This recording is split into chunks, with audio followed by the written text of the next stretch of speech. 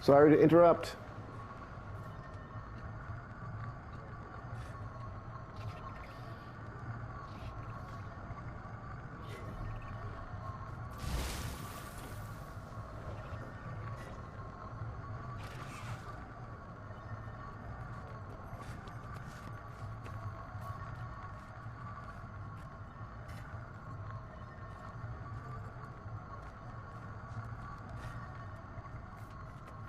We do the best we can.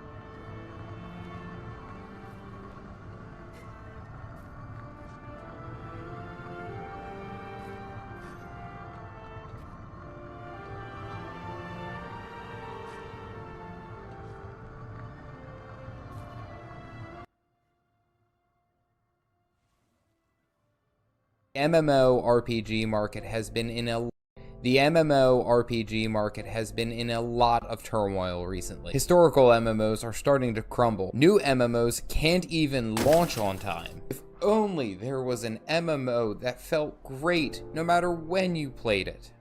If only there was an MMORPG that was exclusively about its players, had cool cosmetics, and an ever-growing community. The world can hope. Alrighty, good morning, afternoon, and evening whenever you're sitting down to watch this episode of the Caffeinated Dad Gaming live stream. I know, I'm 3.5 minutes late, 4 minutes late. Good God. So, update. Everyone is okay right now. Everyone is fine. Nobody's, at least to my knowledge, is going crazy. Everything is good to go. So, that's a positive. And the plan is to have a whole stream for the entire night. So there we go. Good things. Galactic said, do you remember a few months ago when I was talking about the new Final Fantasy XIV Savage Tier raid? I think so. Actually, yes. Alrighty. Good morning, afternoon, and evening whenever you're sitting down to watch this episode of the Caffeinated Dad Gaming live stream. Hope you guys are doing well. Tonight we're diving into the great land of Eorzea on top of the fun, funky warrior, marauder, growing, however you wish to call it. The Stash, Dr. Robotnik. There's been a handful of names that I don't really know if I've told anyone. I've just been like, that's what it sounds like in my head. I don't know if you can turn off the hat on that one. So here, hold on. Look, and someone just died in front of me. So the second I go ahead and toss in, say, like my Robotnik goggles, right? I go full chest, which honestly, we knew it was going to come to this. We knew. God, that was cool.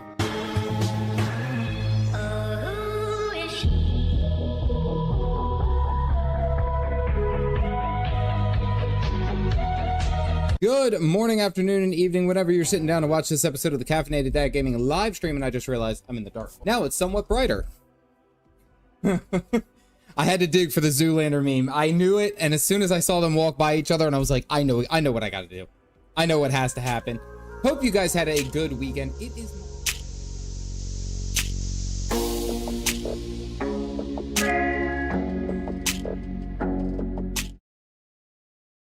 Alrighty, good morning, afternoon, and evening, whenever you're sitting down to watch this episode of the Caffeinated Dad Gaming live stream. Tonight is a special stream night. I don't normally stream on Wednesday nights. I did something a little bit special, a little bit different for this because as of last week, and I made the announcement then, I hit 50,000 subscribers, which was a very big deal for me.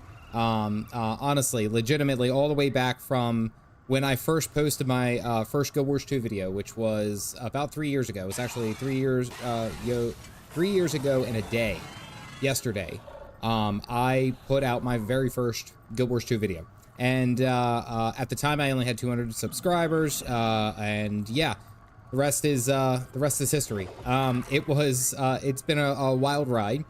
And of course, that's not to say anything on to the Final Fantasy XIV fans that I have here, the people who watch me for that stream. I do want to let you guys know that Guild Wars 2 has been a part of my life for a very long time. It has always been a game that I came to and from, especially when I needed breaks. When I needed to step away from, say, playing WoW or League of Legends, Guild Wars 2 always has a special place in my heart. That was like my first real home MMO. I say I played World of Warcraft, but it always felt like a fight. I say all this because I do want to say thank you to each and every one of you who watches the channel, who watches my videos, my YouTube shorts, things like that, who support me here on the channel, who support me on Patreon. I thank you guys. You guys really humble the hell out of me for everything. Like this is something that I yeah, no, it's a little bit wild. It's a little bit wild that I'm here. I made it this far. But I will say that it is, of course, a fairly big night because this is the first time that I've streamed Guild Wars 2 in actually about like a year and a half. Like almost exclusively, I've streamed nothing but Final Fantasy in my time playing through the MSQ. There's a couple times here and there. I think I played like Warcraft 2 for a stream, and then I did Monster Hunter Wilds for a couple of streams. But almost primarily, it has been nothing but Final Fantasy. So getting back to Guild Wars 2, getting back to the roots. As you guys can already tell, hold on. Oh. I busted out the shirt. It's a little tighter than I thought it would be. So, For all of those of you who are new to Guild Wars 2, who haven't seen the game, who don't know anything about it, it's kind of a meme. But the class that I play is the Elementals. That's the class I've played for the longest time. I love it. It's one of the most fun ones that I've ever played. The joke is that Elementalist downstate is part of the rotation, meaning that when dying is a part of the job, Ellie Marine's rise up. Yes, absolutely. So I'm going to go through some of my dailies. I have Sven helping me here, who's who's essentially my Guild Wars 2 moderator, who helps out with all the Guild Wars 2 shenanigans and stuff like that on the other side of my Discord and things like that, who helps maintain the guild here. So again, Sven, I greatly appreciate all of your efforts. I don't want to walk away from that, but yes, we have lots of stuff to talk about, a lot of cool stuff. I just wanted to start by saying thank you guys. Thank you to each and every one of you. It is I was always hopeful, but for it to actually happen, for me to get up to, I mean, I'm halfway to a freaking silver play button. Like that to me, that's absolutely wild. And it's gonna go like right here. That's where it's gonna go. It's gonna go right above right where I have this old Path of Fire poster thing is. Yes, so let's go ahead and get into it. Tonight we're gonna go ahead and do some dailies. I got some farming to do. I do have to do some PvP. I have to do some PvP for my weeklies and stuff like that, so you guys will tag along that line. JL, welcome in. Good time to see you. Connor, I'm glad you took it personal. That's how it should be. It should be that you take these things personal, because if you know, then you know. That's the whole point of being an elementalist.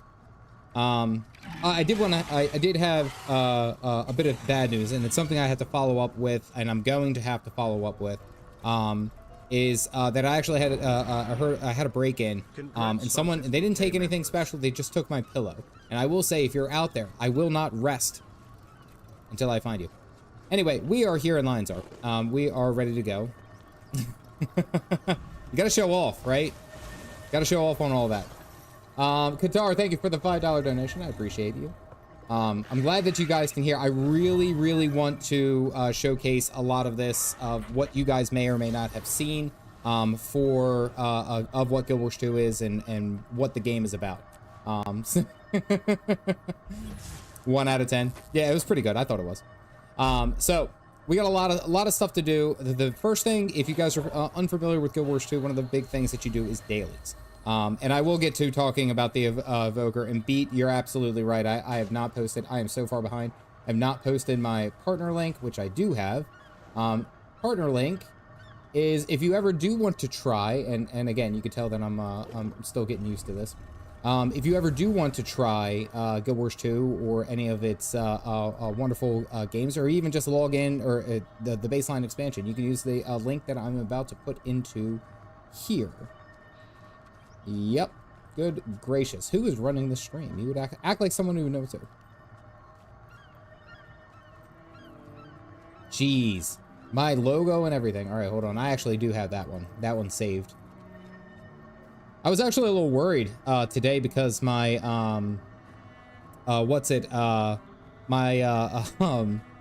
we're having like the worst kind of thunderstorm, like hardcore outside. Like it was thundering, lightning, all that stuff, like crazy outside. And I was really worried that we weren't gonna have a stream, because I was like, man, the lights start flickering, we're done. All right, yes. So that link right there will take you to the page where you can look at some of the wonderful game expansions that Guild Wars 2 has.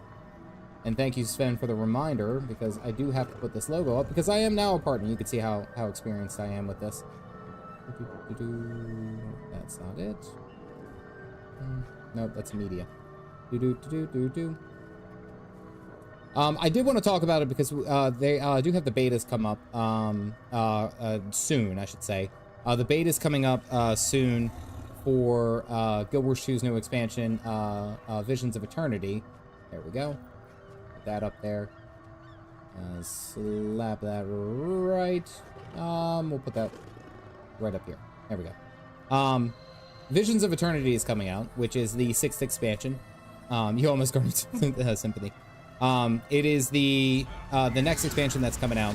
That is expected to come out in October, late October. So for any of those who are just who are watching for Final Fantasy stuff, the plan is to finish up Endwalker, the base Endwalker, before we get to Visions of the of Eternity. And then once Visions of Eternity goes through, I'm going to be playing that for maybe a couple streams, maybe about a week. Yes, August 20th. I thought it was October. And yes, I am East Coast. Absolutely. What's up, Rafa? So one of the first things I have to do, Sven is waiting very patiently at his homestead. Guild Wars 2 is about a lot of perseverance, and I'm going to talk a lot about how this game goes to those who basically, as if you've never played this game before, like you've never experienced it, you've never seen it, and kind of like getting an idea of what you have to do. So one of the things that was recently introduced was homesteads. Homesteads are the essential, like, your home or personal home. This is not my personal home. I'm raiding Sven's home because he has a full home instance. You can get specific nodes and gathering materials, all that, just from right here. So there. Nino, what's up, buddy? Haven't seen you in a very long time. Elite beta spec. Yeah, that's on the 20th. I was going to say, yes. I'm very excited for the Evoker. Which is the new elite specialization for the Elementalist. I'm very, very excited about that. I don't have Jack Acid. Oh, do I? Oh, I do. Okay. I'm very, very excited about that. One of the things that is looking really interesting is that it's like, I don't want to say it's an Elementalist plus, but it looks like it's going to be a ton of fun. Like, it looks like it's going to have like some unique play to it, you know? Nice gear. Not to mention, channel a big, where's your giant? Oh yeah, you are. Look at you. To go up here and say hi.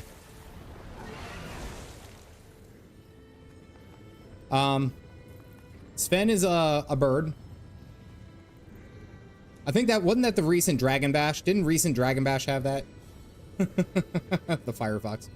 I'm actually interested because I've really been enjoying the the spear on the Elementalist. So I'm pretty darn excited about the Evoker, honestly. Seeing how the Evoker plays, I feel like that's going to be...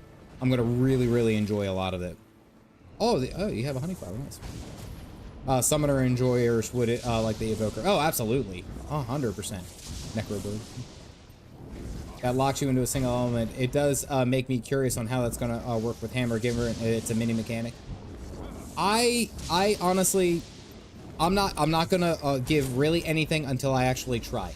I've done this before, and I did this with End of Dragons when it came out. I was like, oh my goodness, like, you know, all these things are great and all these things are terrible, and then it was nothing like what I played when the game actually came out. So I'm gonna hold off everything until I actually play the beta.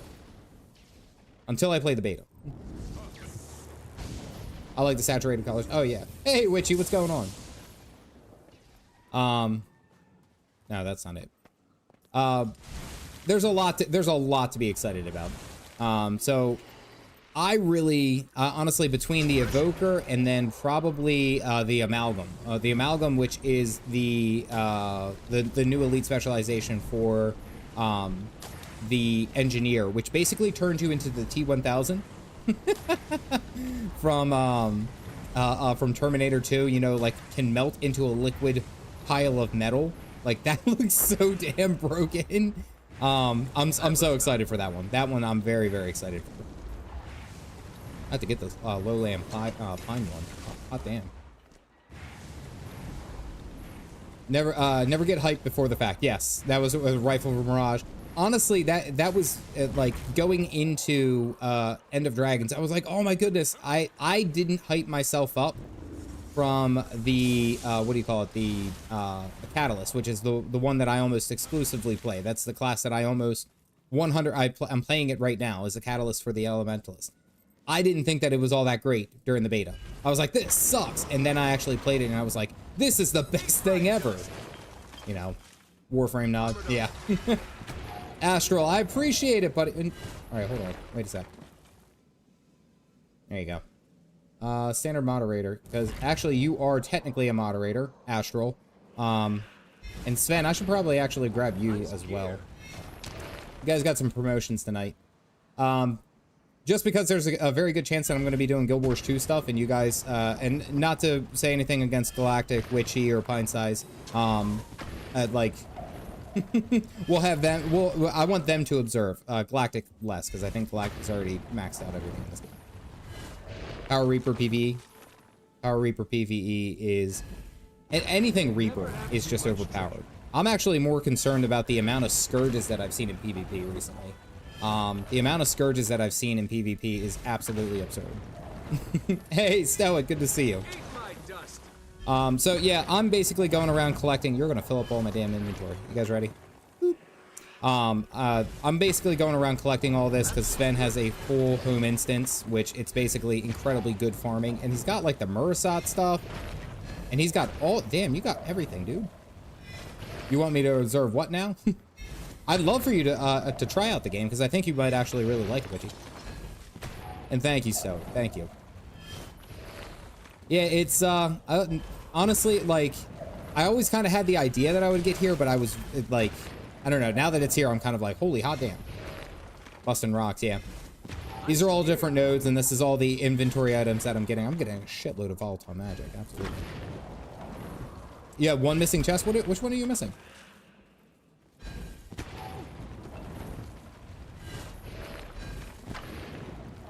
I'm actually, I think one of the first things that I'm going to go ahead and do, because I have it up over here on the other page. That goes out.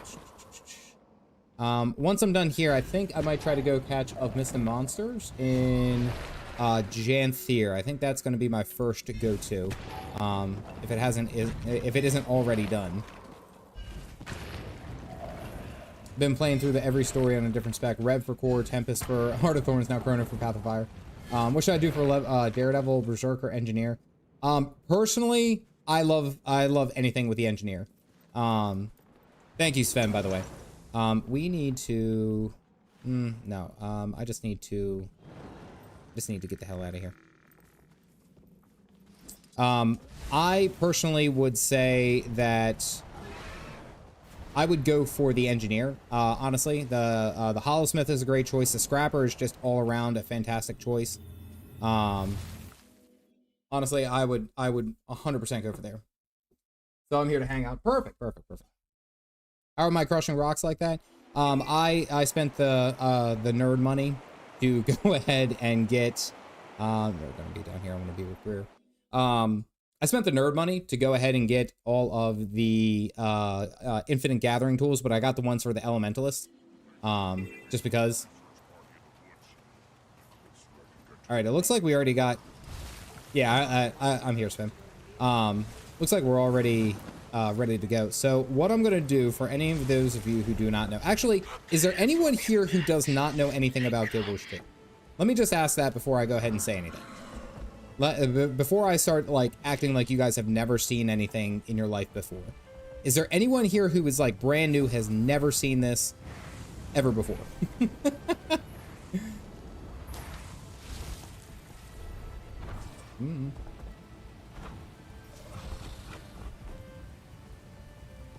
Porta power. I don't, you know, nothing. Sven. I was gonna say, Sven, don't lie to me. Or, Stoic, don't lie to me.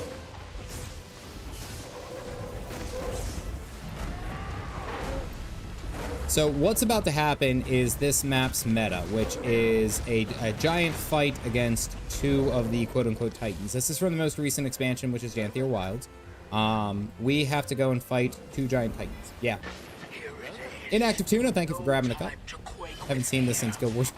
Technically, you're right. Hope we get some more people over here.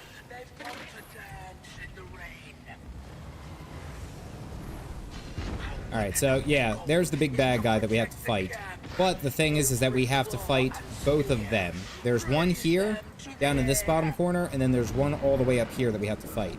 They both have to be basically killed within the same kind of time frame.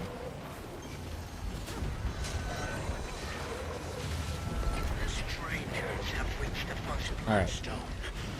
So what ends up happening in Guild Wars 2, if you're not familiar with the way that, like, in comparison to, like, Final Fantasy, Final Fantasy, basically, you do have set rules, or roles, I should say. Guild Wars 2 is just kind of like everyone stay together and kill someone.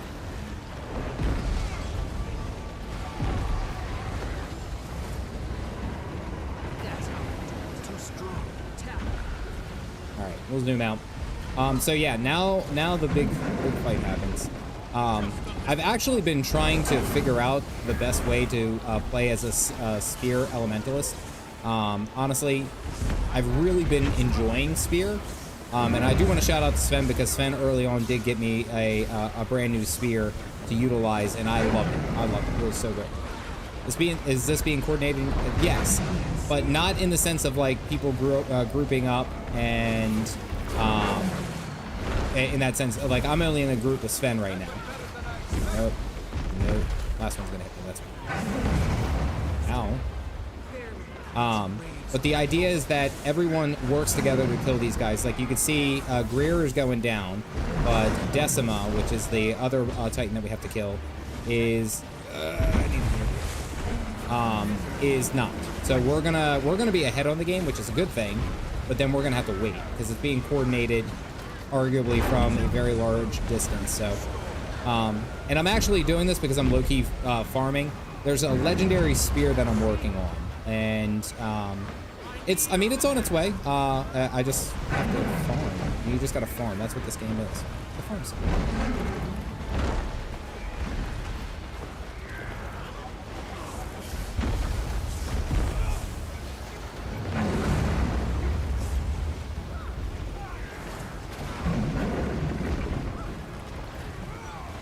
Saving everything. Okay.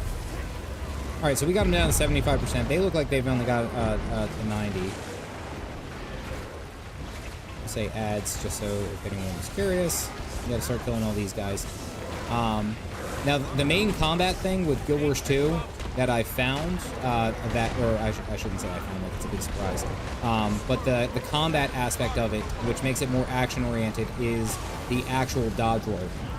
Mastering the dodge roll is like the biggest key to being successful in this game, because if you don't, your dodge roll basically gives you invulnerability frames, or it's only for like a couple of seconds, but you can kind of wing it a little bit. Whoa. And if you don't do it right, then you're gonna get hit. So like that, I could step out. This one I dodge roll out. Just constantly moving.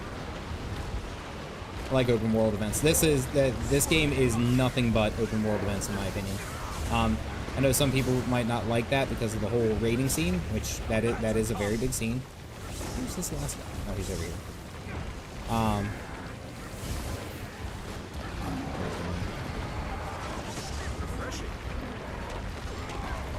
Okay, and then we get on to our kitty cats. Nope, not yet.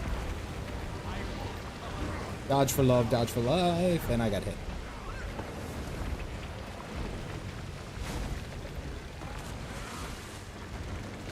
Oh, I don't know if we're gonna save him. Resolution, nice.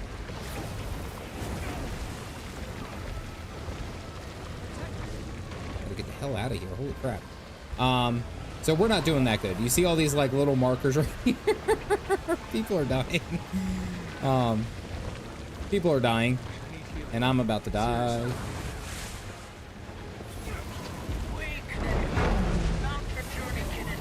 Okay, now we gotta do dance around the maypole. Yeah. This is insane.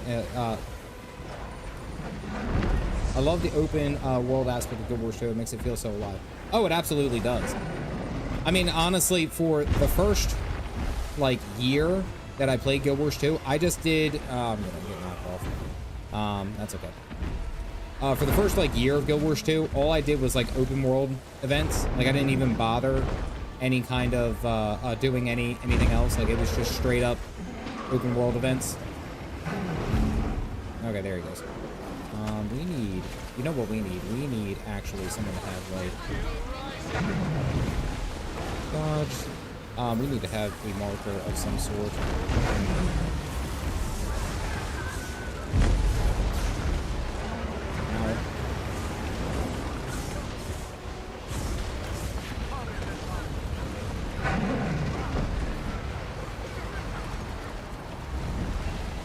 Little touching, little touching.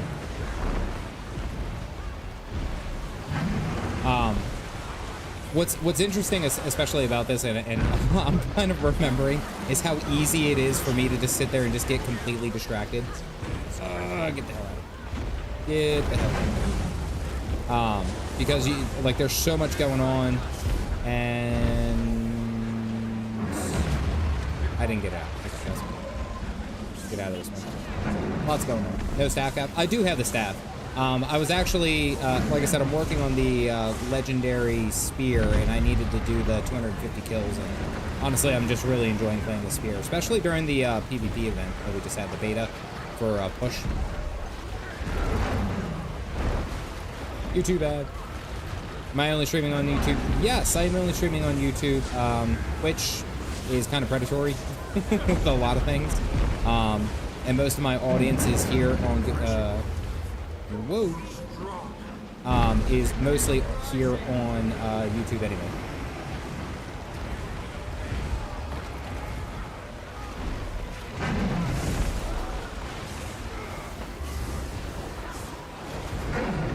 The shiny doggo.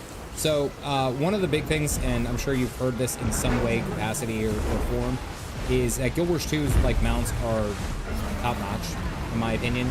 Like there's very few other MMOs and games that can come close to the way that the Guild Wars 2 mount system operates, because it's really good. It's really, really good how they do it. Dodge, I'm down. Yep.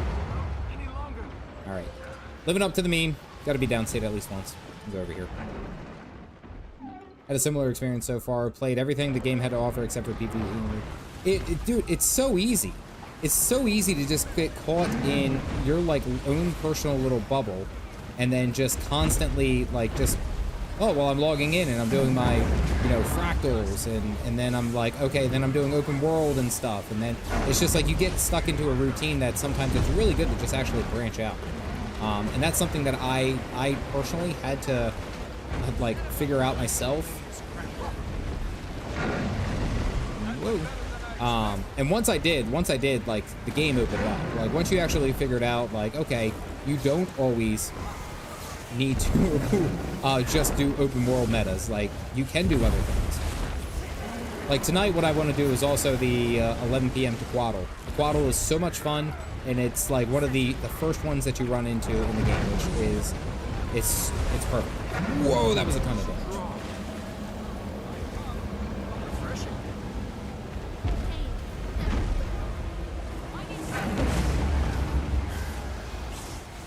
Couldn't save you. Okay. You got it saved. Skimmer's getting upgraded next X-Pack too. Yeah, the mounts in this game, they've done this for the last 3 expansions. Going on 3 expansions, excuse me. So, we're going to have to slow down anyway. For Secrets of the Obscure, they went ahead and had the Sky Scale be the primary mount for that expansion, which was great, and it's an easier way to get a very difficult mount that the game has to offer. Then they offered the Warclaw here for Janthier Wilds, which I mean, personally, I love the changes that they did for the Warclaw, because aside from that, it was just a normal kind of like mount. Like, it was just something that you used in World versus World, and that was about it. And now we're getting the Skimmer, which the Skimmer is looking like it's going to be absolutely a blast, which is it's basically the water mount. It allows you to skim across the water and sands and stuff like that, but you can also like swim underground. Pretty cool. Tea-Kettle is spectacle? Is this spectacle? Wait, are you saying about Mighty Teapot? He was making fun of me on Twitter earlier. I put up a meme about Guild Wars 2. And you know, it was just a joke. It was just meant to be kind of like that. And people got that, especially the World of Warcraft people. They got really frothy. The meme was basically the Squidward meme. And I was talking about this on the stream for Final Fantasy. Is basically, it's like, you know, everyone who plays, what do you call it? a subscription-based MMO versus everyone playing Guild Wars 2, because you could just play the game. Once you purchase it, you can play it for as long as you want to. Whoa! Okay, we're good. I'm down. Okay, that's fine. And, man, the Warcraft people got frothy. Glad to be 0.002% of that. Inquest expansion. Let's go. Reset. Check TMs. Do all public. LR Saint and Darkway, thank you for grabbing a cup. If you guys got the mugs, go ahead and throw them up. I can't put them up right now. I'm very busy trying not to die. But yes, this is the most recent expansion for anyone who is on the... Basically, I think I'm talking about Nyan. Essentially... Oh, he's just raining it all together, isn't he? Oh, don't knock me off. It's gonna knock me off. I'm good. Pixel perfect. There we go. This is the most recent expansion, and it's kind of going off of their new method, which is to offer something that's a little outside of the Dragon era, which is a lot of people aren't necessarily sure if they even still like this. Personally, I love it. Okay, where are you, dude? Personally, I love the idea of there being... Just because it opens up the idea of so many different things that can be done as far as the expansions are concerned. Like, you can go into so many different areas. And Guild Wars 2's history or lore, as Astral is... I can't wait until you get back into that, dude. Like, I really hope you do. Astral posts all the Guild Wars 2 lore onto Twitter, and he does a fantastic job. It's the amount of lore in this, we'll say, whole expansion in this game is just absurd.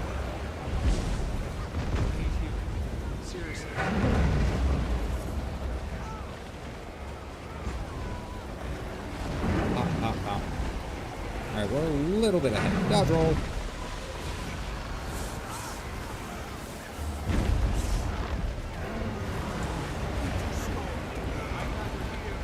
I'm gonna start doing YouTube, I think. Hell yeah, let's go!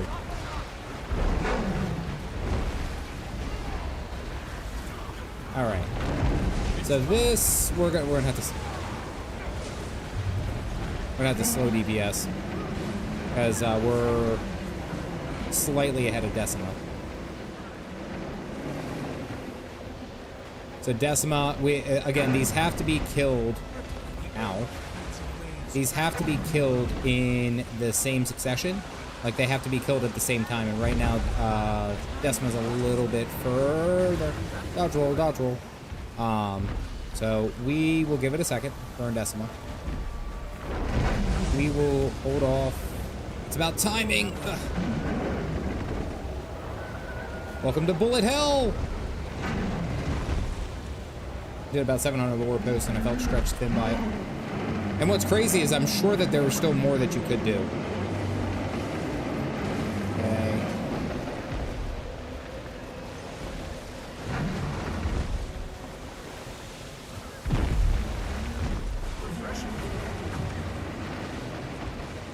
Go, go, go. All right, now we gotta go. Oh, okay. Almost dead. It's okay. Nope, down C.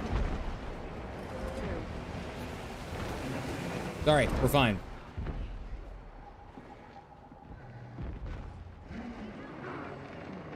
Yeah, we're good. We're good. Cognitive dissonance at the faults of their own game. Wait, who are you talking about? With Guild Wars 2? And ArenaNet? Of course there's faults in every game. There's faults in every MMO, absolutely. That looks valuable. Much Thank you. So yeah, we won the meta. I will say that one of the best parts of this game is the fact that it's like, even like this, like, we're not partied with any of these people. Like, none of these people have it, like, aren't in any parties, or at least that you could see. It's but it does such a good job of making you feel like, even though that wasn't the case, like you weren't together with a bunch of people, like you accomplished something. But those celebrations must remain modest. And now comes the fun part. Strangers What I love this about with it. the next storm. It's very similar to Dragoon in Final Fantasy XIV. What a victory this was. And it was grand. I don't know. I don't know about that. How do you mean? Framenthor, how do you mean? Oh, no, WoW, yeah. WoW has a lot of nostalgic memories with me. Oh, that's a nice.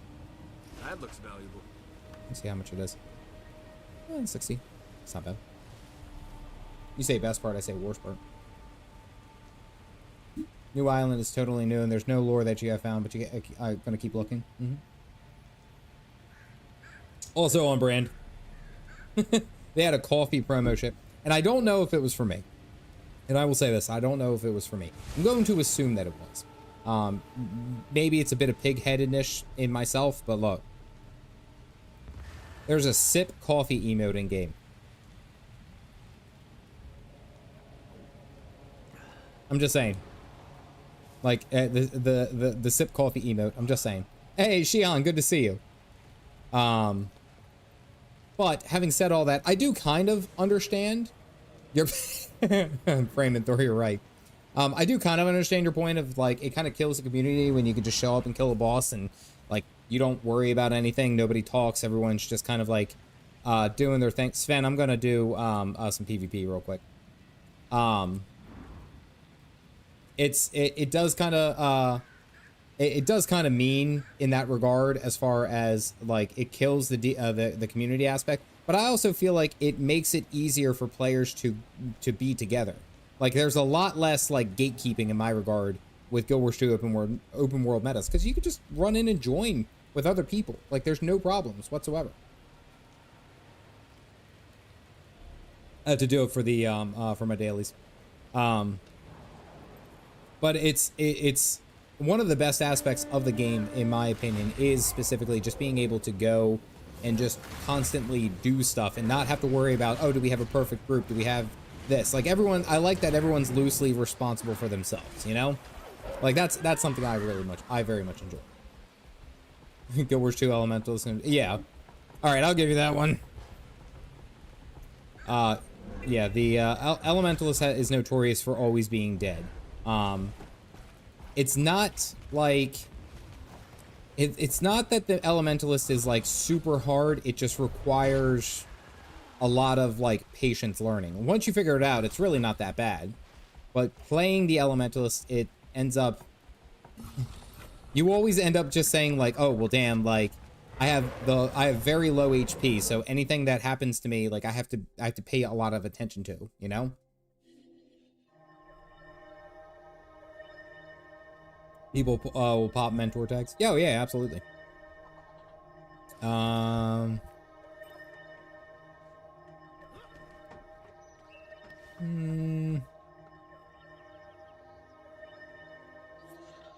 Yeah, we're gonna keep invigorating air. Personally, I think that there's a there's a lot that Guild Wars 2's open world metas do for the game, but then also, which again I think is its best regard. I don't know necessarily if the actual the instance PvE is always at the forefront of what people play, in my mind. You know, just doing daily things. And yeah, and Bar's absolutely right. At any point, you could just pop the mentor tag, which will have a little apple above your character. And everyone on the map can see you and can be like, hey, I'm dealing with a tough enemy. Can you guys come and help? You know? Your base is under attack. I do have the staff. I do have it. I did do the wizard. I was working on the spear. I was working on the spear. You pretty much want a commander that tells people what to do. The Janthier meta is overall simple compared to other things like Dragons the Battle for the Jade Sea was, I think, how long did it take? Brayman Thor, do you remember? Do you know? Or does anyone know how long it actually took for the, what do you call it? For the Dragon's End meta, the first time for it to actually be defeated? I don't, because if I remember correctly, it took a while. Like, it was not easy. Hold on to your points. Seize theirs. There you go. Okay, you're Virtuoso, that's fine. Well, no. I mean, when it was first released, there was so much crap about it because I don't think, oh, okay, nice. People were having difficulty doing it because it was that tough, we'll say.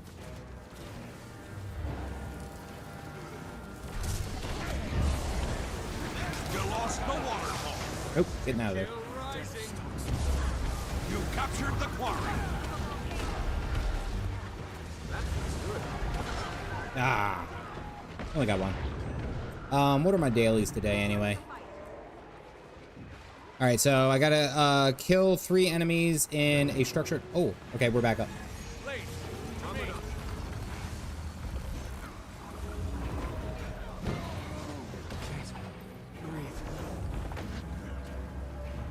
Nope, back down. Living up to the meme. I have to get 3 kills, which I think I got 1. You get 3 kills and 50 rank points, which is easy. Usually with 1 match, you'll get your daily. This is kind of like their daily system. And you get what's called Astral Acclaim. The more Astral Acclaim you get, the more stuff that you can buy from the Wizard's Vault. It's kind of like they used to have a more open daily system, but now it's changed. These guys are going to rotate over here. Graveyard. Yeah, they're all going to rotate here. Go mid. Go mid.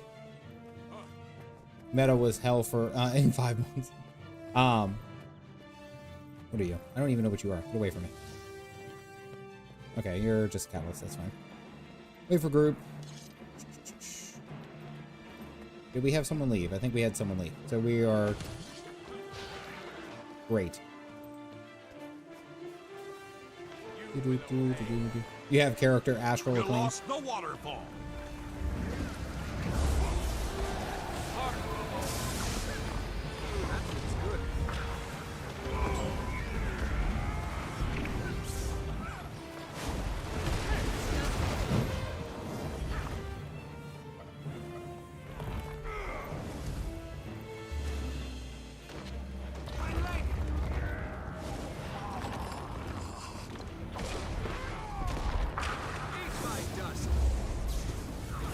Oh dear.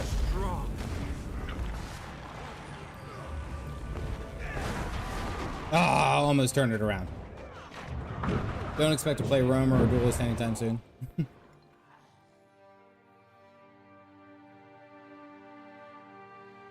Everything is equalized in PvP. Basically, all the gear is. When you get into the actual game, your character is built off of this right here. You get an amulet that gives you all your stats, and whether or not you do good, that's based off of basically if your amulet.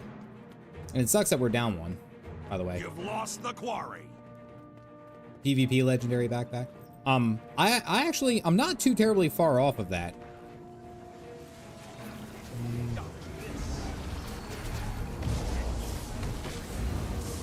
Strong.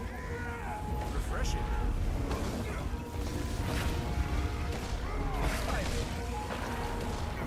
Don't like this.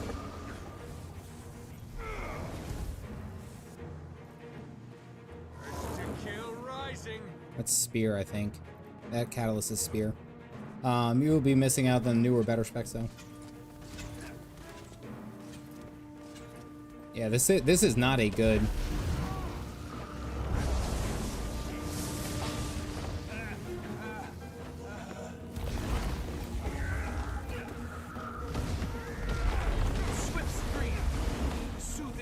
You captured the quarry. Almost turned it around on me. Base is under attack. Oh well. The PvP back was the first legendary you ever got. It's actually not that bad. Base is under attack. Honestly, getting the PvP legendary backpack is really not that bad. Let me see.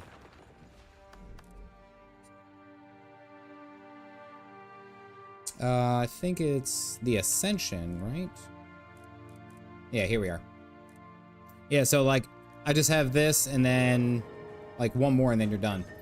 It's basically that easy. How often do expansions go on sale? It really depends. personally. They try to do it frequently.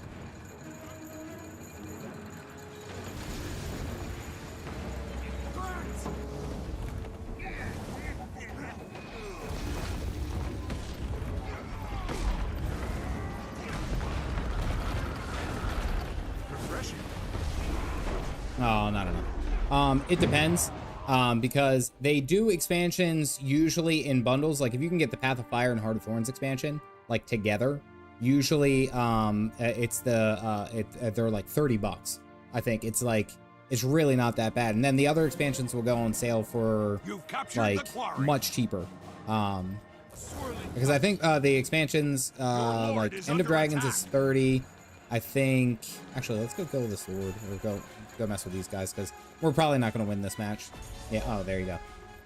But you can get like the other ones, like they could drop from like 30 and 25, I think, down to like 20 and 25. Like they're a little bit cheaper. Not crazy amount. I haven't played since 2018, barely hit max. The graphics look so good to be such an old game. And you know what's funny? And I have to say this. One of the biggest gripes that people give me about this game, let me just say what it is. The biggest gripes that people give me about this game and all that is that the graphics, quote unquote, look like shit. That is what they tell me. They tell me all the time. I get so many comments about that, which is wild to me because I actually think that, like, I mean, look at these graphics. Like, they're really actually pretty good. Like, maybe it's because I'm not playing on a super high-end PC, or I don't know. I get a lot of complaints, a lot of comments. People will be like, yeah, I don't like this game because, you know, the what do you call it? The graphics are crappy and they're showing their age. Yeah. I have everything up to Living World Season 5. Oh, nice. Oh, hey, Code and Cash. Nice.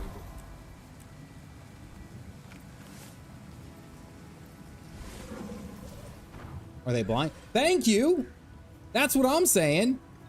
Like, don't get me wrong, like, there are some things where I'm like, I look at, like, the core game, and I'm like, it could be better. Let's be serious. The core game could be better. Like, that's, the old graphics, I mean, the story. But again, it's the core game. It's meant to kind of, like, teach you, you know?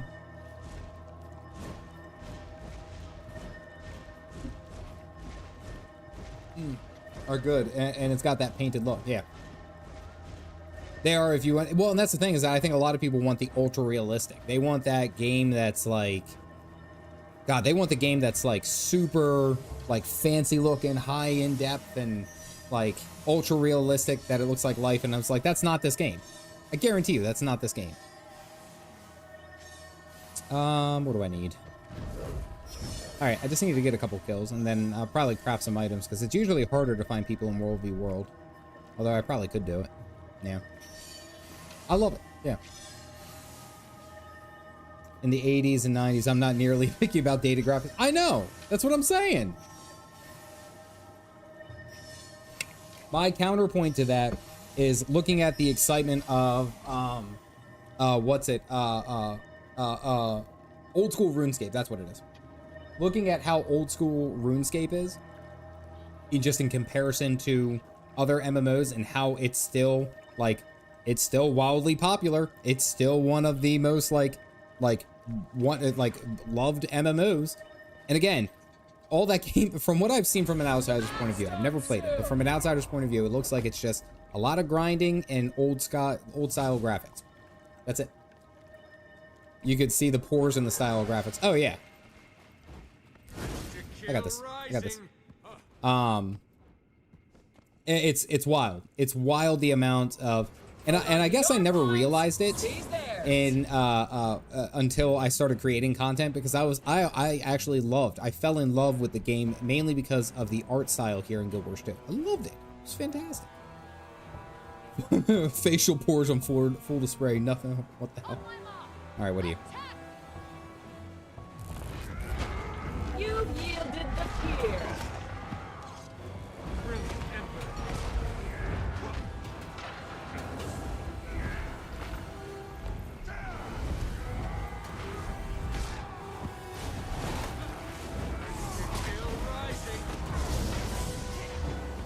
Whoa.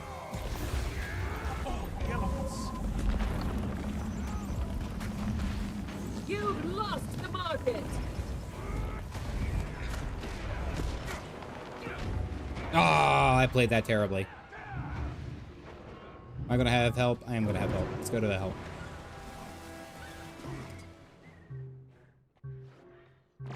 You got him. For example, having no worry graphics even at release.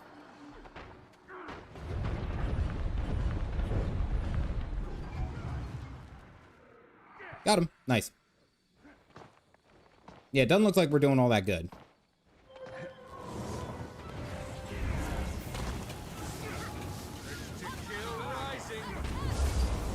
I am readying my arena. Nope, Come, we're out. mortals, and contend for my He's gonna favor. die. He's on vengeance. Whoa, get out of there.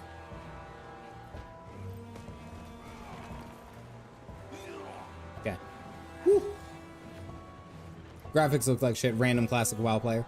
And I guess that's kind of my point. It's like, just because the graphics aren't good, it doesn't mean that the game isn't great. Like, oh wait, lost my chat.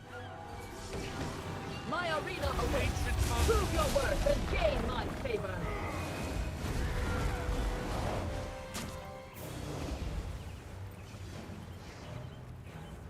Almost died. Play hammer. It's hard as fuck. Well, and you know what's funny? It's like I think I'm only really okay at playing Hammer Catalyst, you know? See if I can't bait.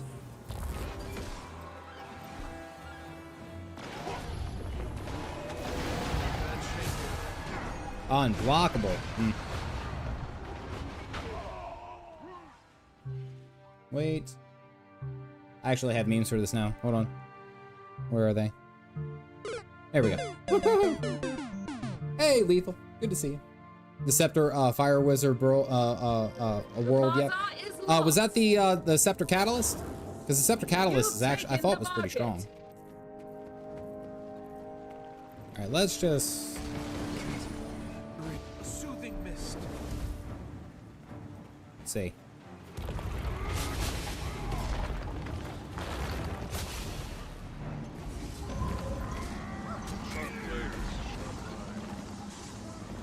Just block.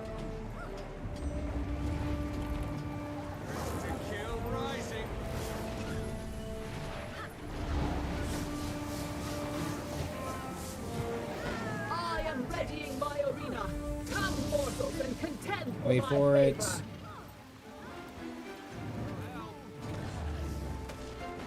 You can't keep a good man.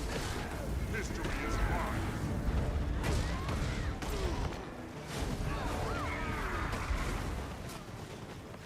An ancient mountain.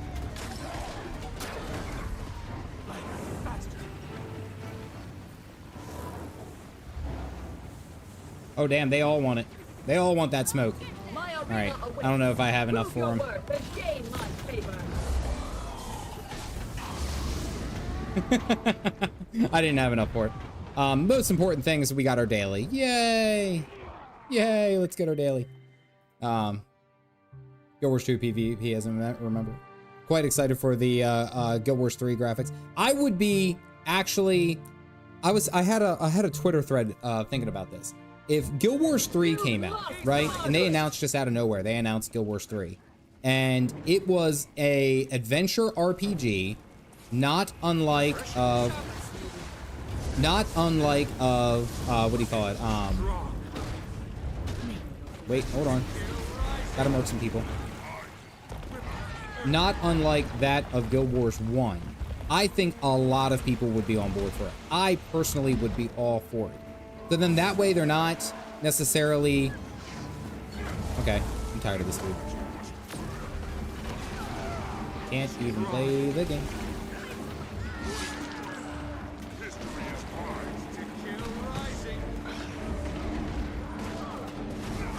Nope. It's a sweep anyway. If they end up playing some kind of like Guild Wars 1 version of Guild Wars 3, I would be all about it. Absolutely all about it. I would be on that in a hot second. Because then you're not dipping into your MMO community. You're not like taking away from what Guild Wars 2 already does. But then you could have like cosmetics, the way that the legendary armory goes off for you. Like, you're not competing with that. Your work is still... Can't help it. Urge to kill rising. My Guy in arena real life. awaits. I like that. Prove your worth and gain my favor. Try Diviner's Gear if you plan on going Mesmer. Everything The else red is team basically rises Zerkers. in my estimation. Oh, damn, he's... You get him? Yeah, he did. The plaza is yours.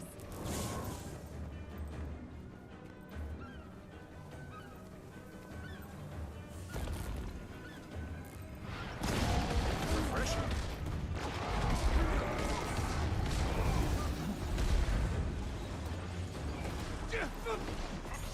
Oh, he teleported away. All right. We got our daily. That's all we need. Have a plan from endgame from the start. Still buff, nerf based off of PvP. They do have differences. Like if you have certain things in PvP, or when you have certain things in PvP, there are different stats versus that if you are in PvE. Like for example, my flame wheel, this circular, when I have my hammer out, this in PvE only does 1 damage, right? It's circular, going around only does 1 damage every time it goes around. The other version of it, and I'm gonna log out real quick because I gotta go craft some items. The other version of it in PvP, it deals like 200 damage every time it goes around. Like there's like subtle differences back and forth with those. That's a third YouTube ad. I am sorry. I can't control YouTube ads. Yeah, it's just it's funny to see how like the balance goes, especially because and then you have World v World, which is a completely different game mode and it has different playing rules and stats and stuff like that. There's like so much that has to be balanced across the board. It's, I mean, like I don't harp on ArenaNet for ever saying like, yo, this is something that we're trying to work on. Do I have any? I just need to craft 10 items. I have materials. Does that craft? Does that count? It does. And sharpening stones it is. Oh, I left the old lady downstairs. I haven't had a nerf the thief the ground in 2018 and might still be playing it. It's all skill and a little luck. Yay! I got my daily stuff. Yay! Look at me go. Alrighty. I gotta take a second because I did not carry. We have a 14-year-old lad. Boots is her name. And I did not carry her upstairs. So if you give me 1 second, I will return with a good dad joke and the dog.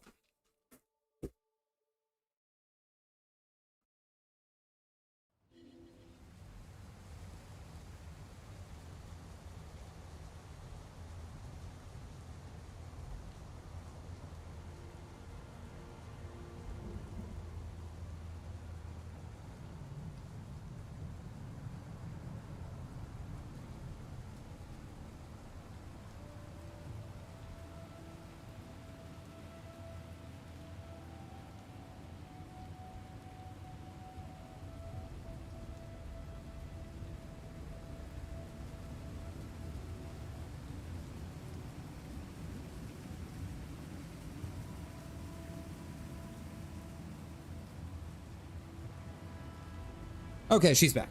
We're good. That... oh, okay. Ooh, hey, nice. That old lady is, she can't handle steps the way that she used to. Again, she's 14 years old. So, like, any of the steps or anything like that that we have in the house all require her to basically be picked up and carried. Share stream, best stream. I keep thinking I should do like a I'll be right back kind of thing. Like, oh hey, I'll be right back because, you know, I will, like something like that. But I think it's just funny as I get to showcase the chair. All right, it says. Ooh, mythic cache. Let's go. So, essentially what I'm trying to do is work on this legendary spear. I was wondering if you've seen Oryx yet. Oh, yeah, I've seen Oryx. For those of you who don't know, just getting into this, Oryx is the latest legendary. I had to say it like that. that came out with the last story chapter of Salvation's Cost. Was that the official name of the chapter, I believe?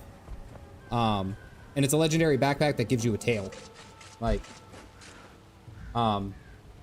which I think is like, it's such a cool design, honestly. Oh, nice. Nice, I got a bunch of good loot for that. Yeah, there's the legendary backpack from there.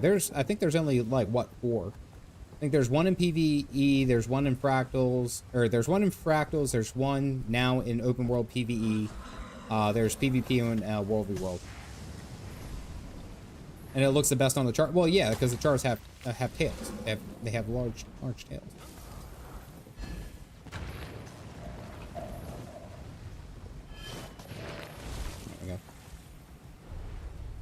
Any new mounts? No, there's no new mounts, but they've had different ways to use them.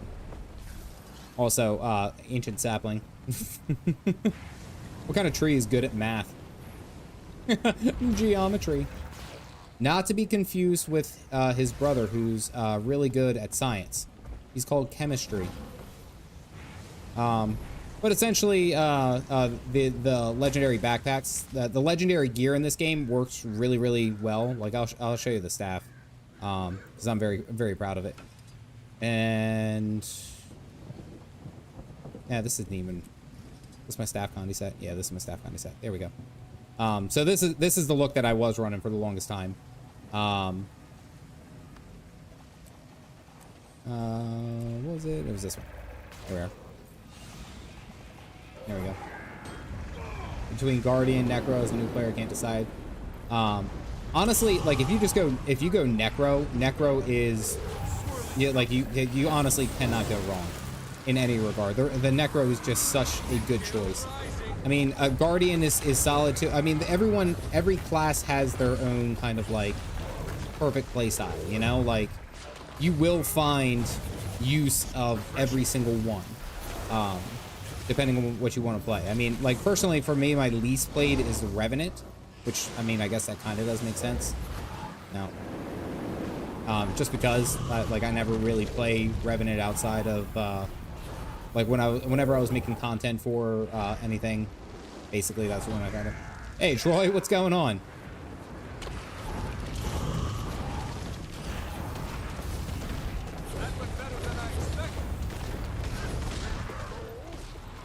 So where do you find a way to Google this into a dad joke? Well, the dad joke was the tree. You had to talk about the tree first. And I was like, you know what? I'm probably going to farm a tree at some point.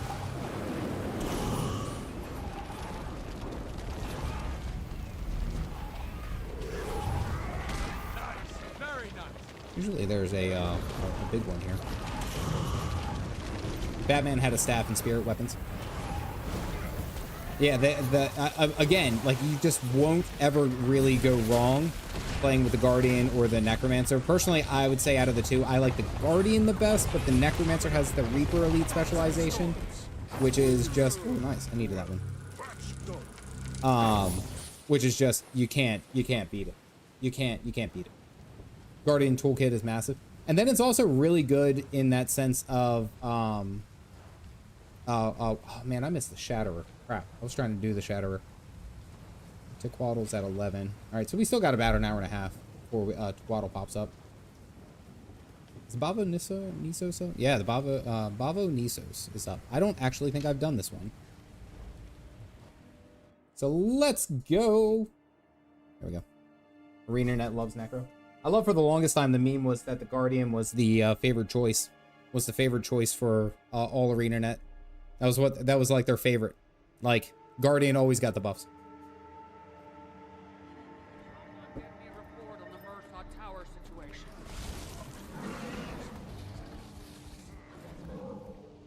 Is there, or did I already miss it? There's no way that went over that quickly. Titanic Voyage.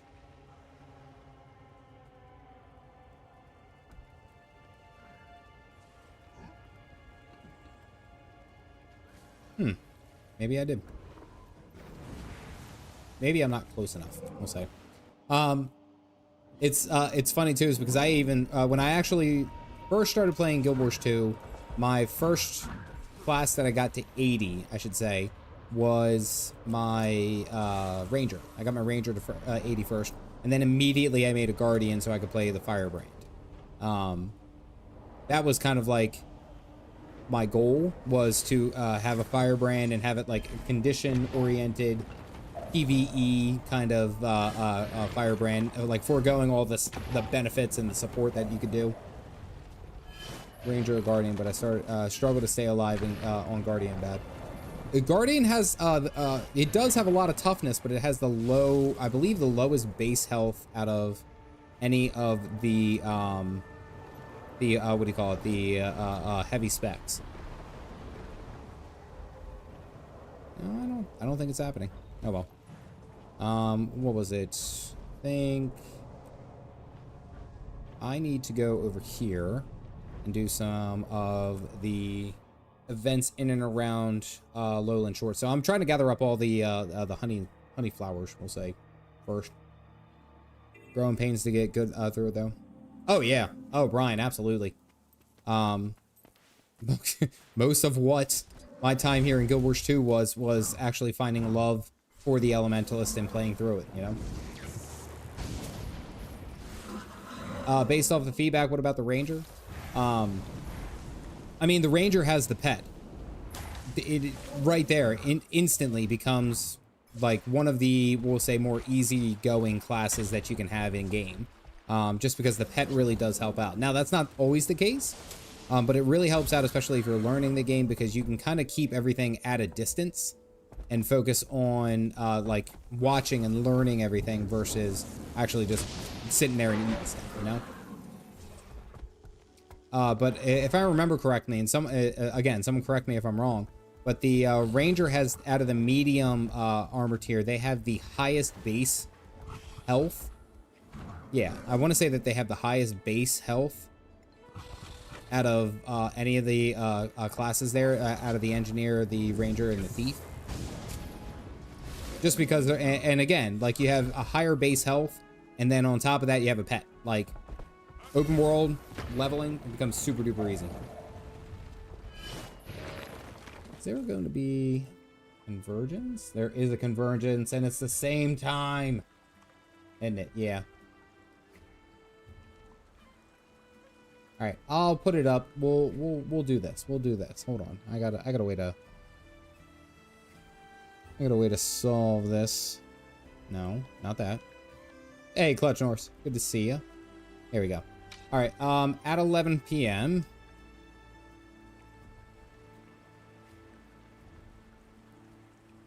You rather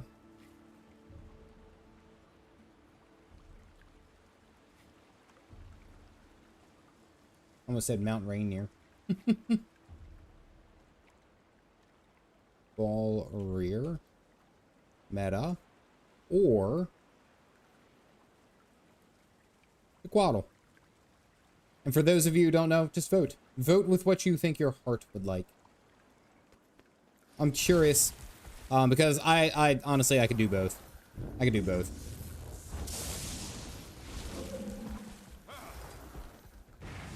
My friend Big said I should check out the stream. Oh, okay. Well, welcome in.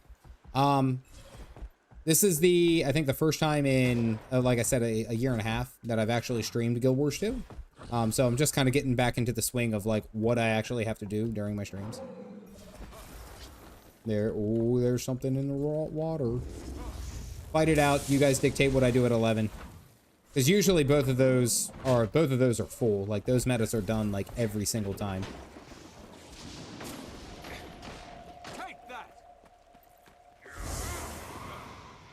No, Jan, I want you to. I want you to purposely click one that you think is more fun. So, Mount Baldir is a convergence, which is it's like a 3-boss event. And Tequaddle is a giant undead water dragon thing. Just pick which one you like. Let's see, Pure Ellie. I'd rather staff than dagger or scepter, but focus on what's fun for good. Well, Desu, it's funny that you say it, because that was the reason that I even made the staff elementalist.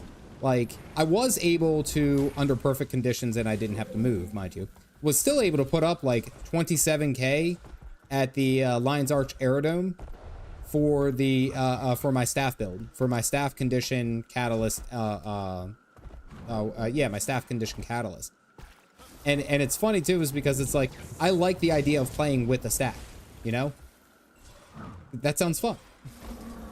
So then, Nyan, in that case, you're gonna vote for Tequatl. Vote for the big old undead dragon water. Yo. I just need to do the convergences. That's why. Oh, I missed a treasure.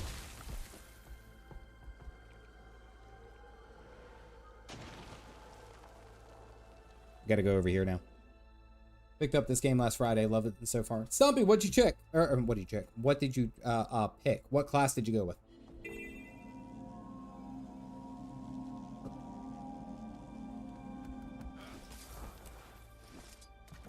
And yes, basically that is Tequatl.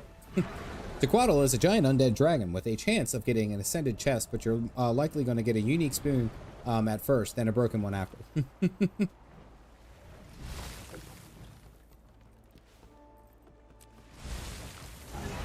Nope, that's the wrong one. That's not what I wanted. I wanted this one. Sniff.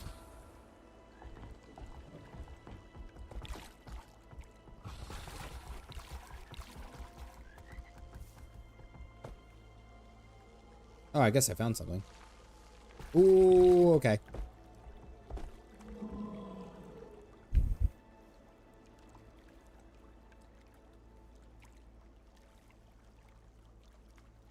Dash on mentor bag. There we go. There's a lot that goes into I love it. Love to see it. There's a lot that goes into like each one of these individual choices that you do when you start the game, but I also think that that's where most of the fun is. Personally, like most of the fun in my mind is having the choice of starting out a brand new class, because again, what is a character in an MMO but an extension of yourself, you know? That's a lot of gear. Salvage, because I also need exotic essence of luck. Salvage. Winter's Day gift?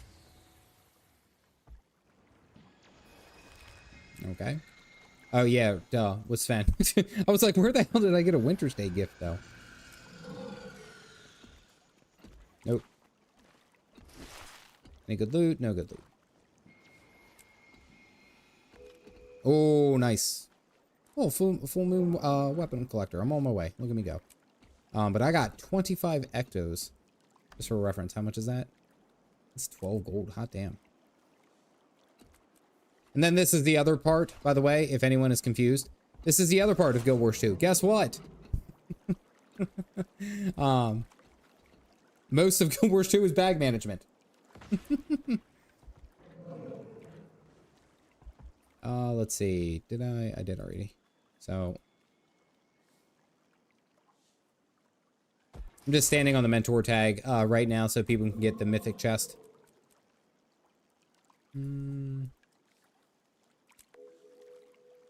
Nice. I got a couple more ectos. I am in dire need of ectoplasms.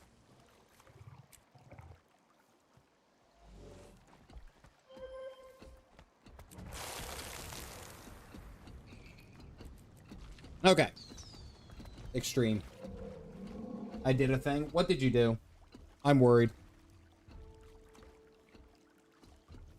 Does any of the elemental specializations feel like an elemental monk or something, I don't know, airbendery? Yeah, Mel, I would agree with Mel. I would say that it's probably more oriented around like Dagger. Dagger,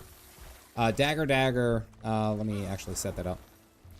Dagger is very, we'll say fast. It's like a fast style gameplay. A lot of you're very quick with your movements. So like everything that you do is oriented around movement. All of your skills are. You do a lot of condition damage, but you can also do a ton of strike damage as well.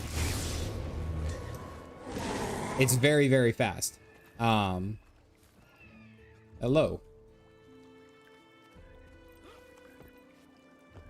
It's very, very fast, but honestly, I loved Dagger, especially when I was learning Elementalist, because it taught me how to stay alive. Honestly, if you could survive as Dagger, you could survive, like you could survive at a lot of different things in this game, as an Elementalist, of course.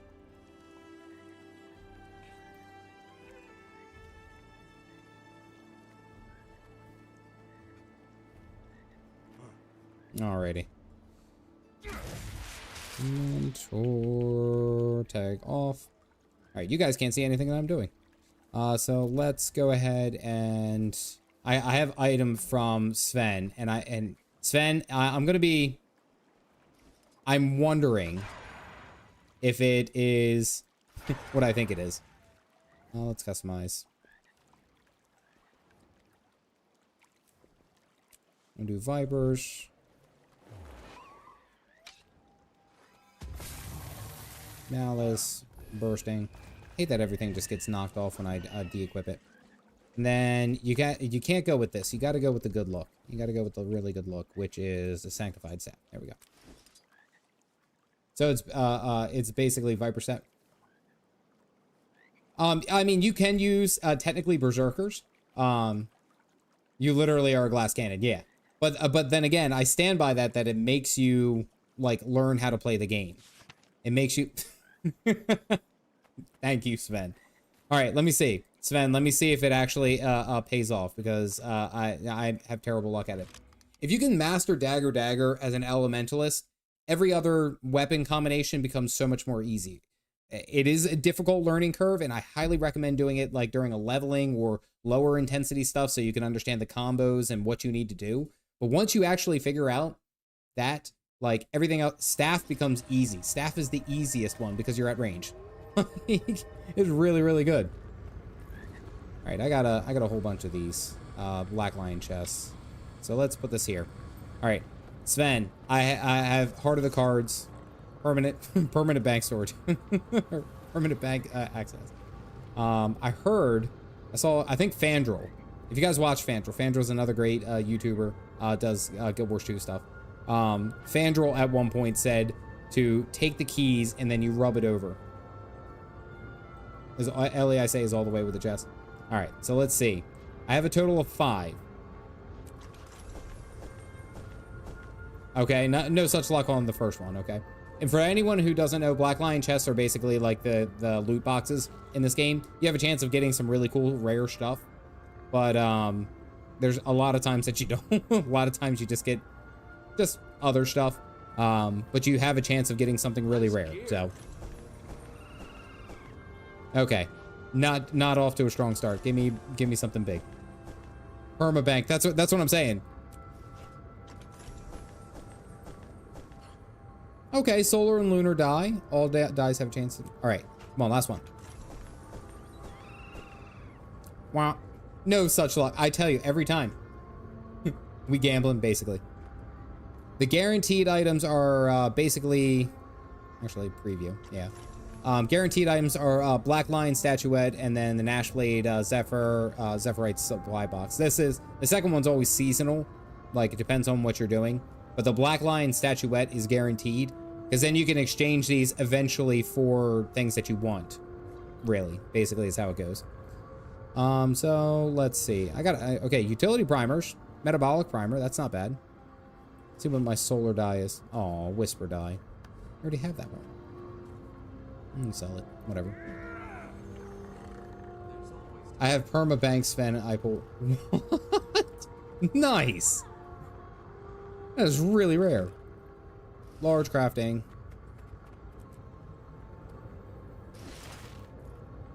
Zephyrite. Oh, hey, at least I got 4 gold, 6 gold.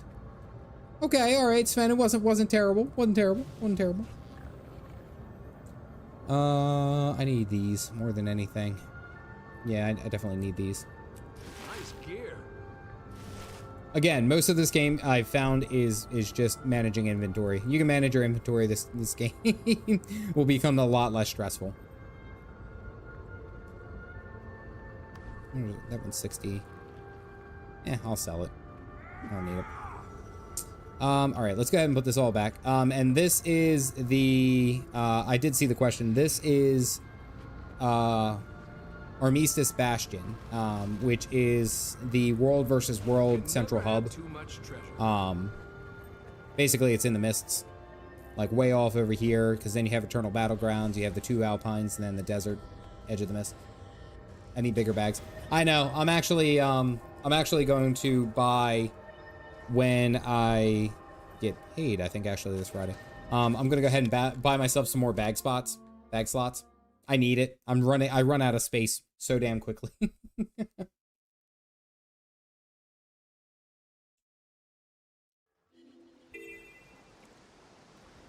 Dagger Ellie currently meta. Not 100%. Truth be told, I don't really follow up on whatever's the meta. I just usually follow along with what I really like. And usually what I really like is not what I should be playing.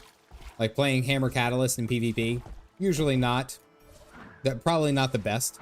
But it's fun. I really enjoy it personally. So, I mean, to each its own.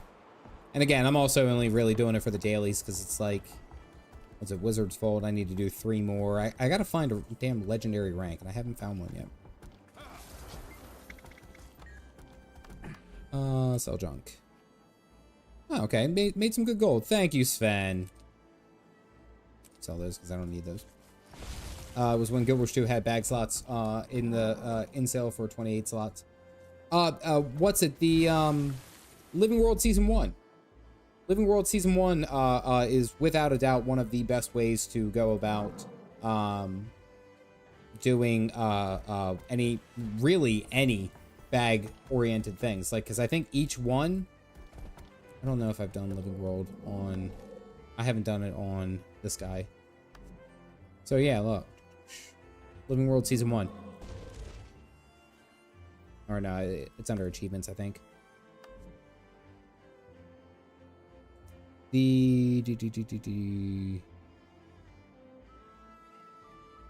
Where did I see that? I recently saw that you can get the bags. Is it the Understory Journal? No, that's just Living World Season 1. I'm pretty sure it's Living World Season 1 that offers bags. It's like I think they're like 20 slot bags just for free, just by doing it, you know? Why don't you pick your Astral Vault content between PvE, PvP, and World v World? Because I have to do all 3. I legitimately have to do all 3 of them anyway.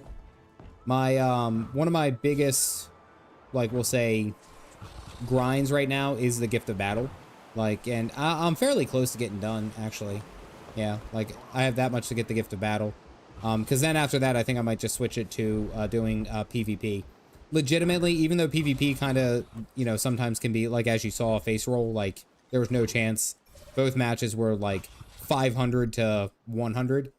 PvP usually has very, very simple, dailies for you to do. Like, if you just do the PvP dailies, usually you can get all of the all the dailies knocked out in, like, God, it's like you can get it knocked out in a very quick... Oh, I missed that. In like 1 or maybe 2 matches. It's very, very fast.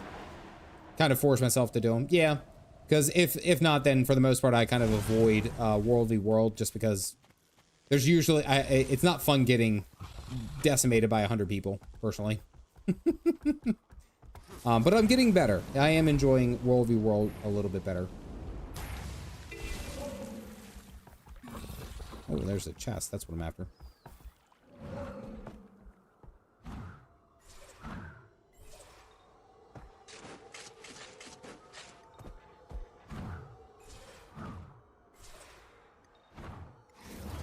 Get back up there. Why didn't you pick that up?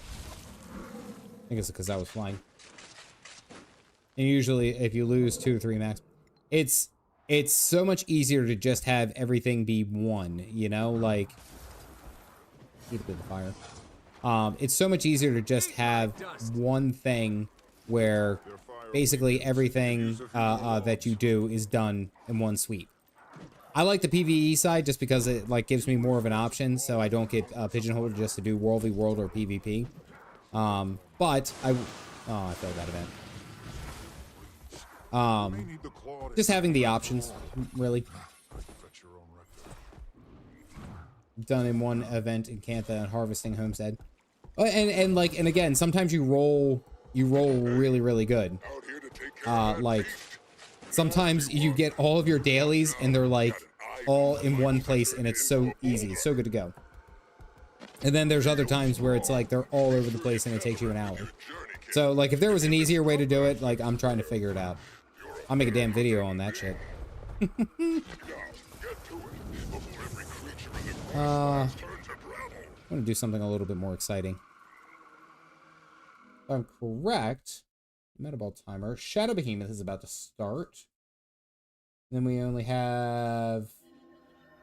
We don't have too much longer before, we get to... What was the results? Oh, Tequaddle by 1%.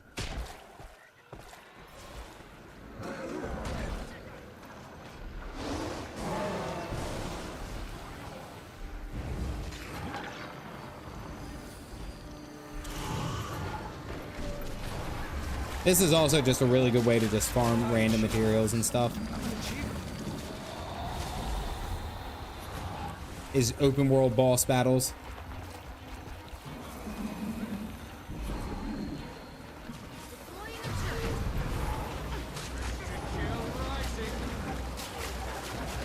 And I love giant bosses who have huge hitboxes.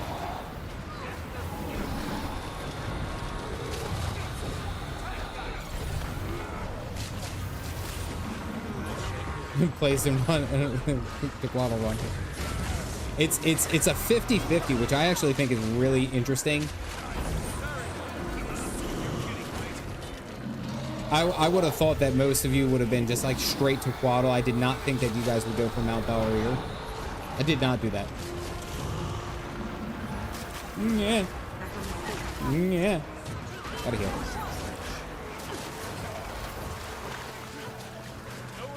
Get him up, get him up, get him up, get him up. This is not the Water Dragon. This is the Shadow Behemoth. And by the way, this is in Queensdale. So if you create a human, and this is where you start really right here. There's a world boss right here. And that's what's beautiful about this game. They are not afraid to throw you straight into the mix of things. As a level like 1. Like, that's what I love. What the hell was that? They're not afraid to do it, which I love. Get the hell out of here. And yes, you can still die.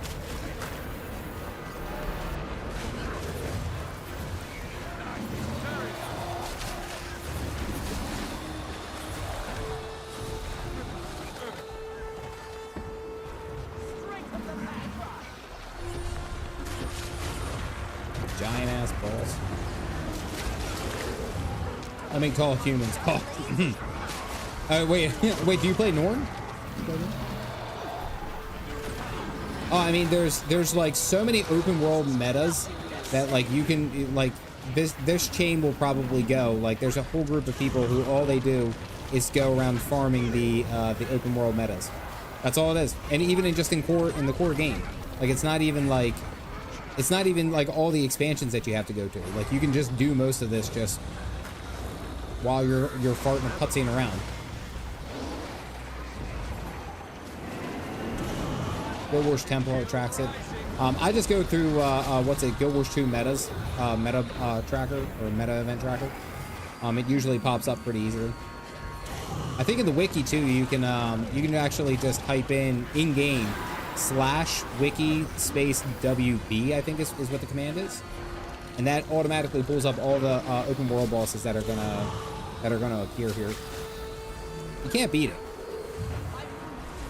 Again, like Guild Wars 2 has its fault. I'll be the first one to admit I'm never just gonna be, you know, like glossy and say that it's always great. The game is always fantastic.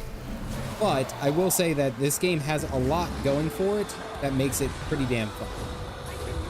Wiki has the timer. Yeah, Guild Wars 2 event timer. Yes, that's what it is.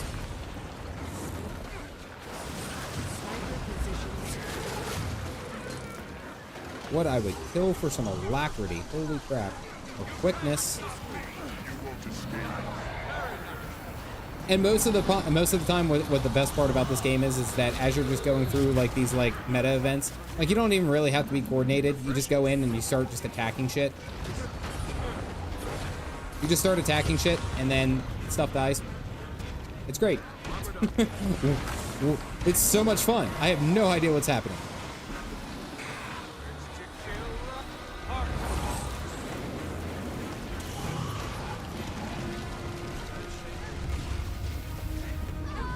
Although this champion Flesh Reaver is just absolutely bodying people. 108 treasures. Some are exotic, the gray trophies. Yeah, I mean, like, and I think this is also kind of where I'm going to have to go, because when I make this legendary spear for Janthira Wilds, I need... the only thing that I'm concerned about, let me say, is getting the exotic essences of luck, which are these guys. The exotic essences of luck are going to be probably the bane of my existence. Because like you can exchange them, but you have to farm a lot. You have to farm a lot of different stuff. And I mean, I'm not against it, right? I understand that, but it's like, it's so difficult to even just get an exotic essence of luck on random. Like, let alone you actually having any kind of coordinated effort.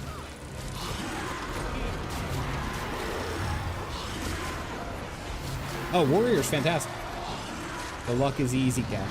Wait, what do you mean? I know you can exchange it. I know that's a part of it. Well, mine is for... I'll show you... Legendary Spear. Hopefully this doesn't break it. Sometimes it does. Clobarn Gear. Quabbin Gear. Are you gonna break? Here we are. Yes, Clobarn Gear. Hey, Galactic. So, all the way down here at the bottom, I think it is this one? Here it is. Gift of Research. Gift of Research. 250 Essence of Luck. Now, like, what I've been doing is just basically saving all of the rare and masterwork that I get. Because, again, I'm going to need, like, I think a total of... I need 250. So I need to buy that 6 times to get this. And basically, it's again, salvaging a lot of gear. You gather it from places. Like, I mean, there's a lot. There's a lot of different ways that you can get it, but it's kind of luck. Yeah, and I actually like it. I like looking at this to make... I'll show you guys the spear, because the animation for it is pretty cool. So that's what it looks like. That's the draw effect. So when you pull it off of your back, that's what it looks like. It's really, really freaking cool. And then, like, when you stow it, that's how it looks. I mean, it's such a cool thing. I mean, I love it. And then it has, like, the footfalls, which is normal. And then when you kill something, the spears. So it lands the one spear, and then all the spears attack. Like, oh my goodness. I'm excited. That's what I'm working on. That's kind of where my focus is.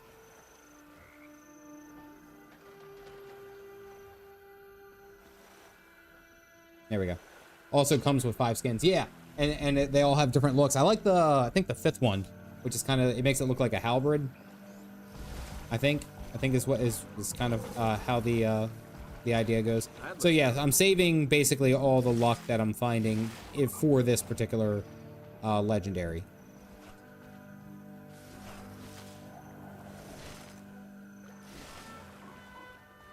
Is worse luck than luck. Okay. Wait, what do you mean the Hydroclot? I thought that one was easy. I think I've done that before.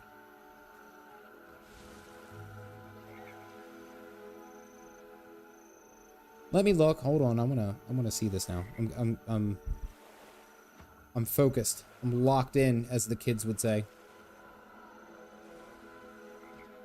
Oh, for getting research notes, because you need what's it? You need essentially 2,500 research notes for the hydrocatalytic reagents. Is it still not the most efficient way to just use a research kit on food? Is that still not? I mean, correct me if I'm wrong. Yeah, I know the research notes. I know the research notes, yeah. 15's Royal Arms. There's still no shark spear, though. Throwing sharks at people is so fun. Let's see where the next one is. Golem Mark II. We still have like 5 minutes.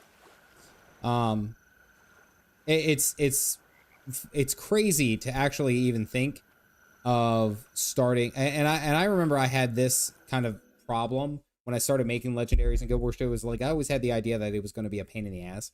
Like, oh my goodness, this was going to take so long. And then you actually do it and it's like, oh, it's really not that bad. It's really not. It's just about grinding, being faithful to said grind. You guys not see? Oh, and the game's gone.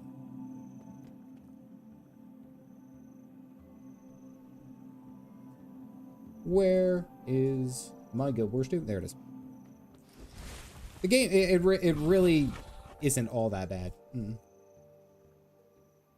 I use mithril earrings. Get ascended. Use the ascended gear from the vault. Yeah, I was gonna say I think I actually even have. I've been saving this because I think I still need a stabilizing matrix, a dark stabilizing matrix. I was saving that, and then I also still do have the other ones from the vault. Oh hey, I beat a legendary enemy! Yay!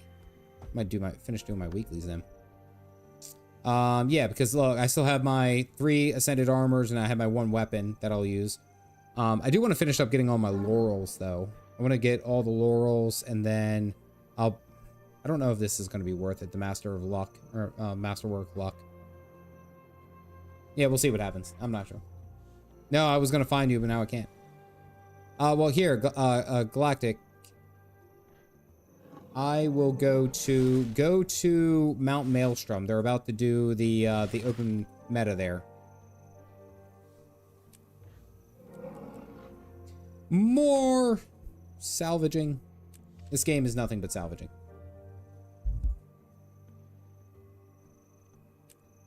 I will admit I am in love with the amount of ectoplasms I've been getting. Holy crap.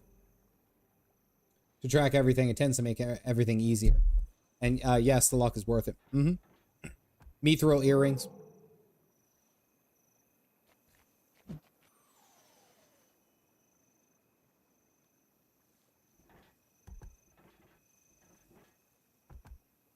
Am I spelling mithril wrong? I'm looking at this now. Galactic is in Guild Wars 2. Oh, is the camera, bro? Oh man, it is. I look very confused. And of course.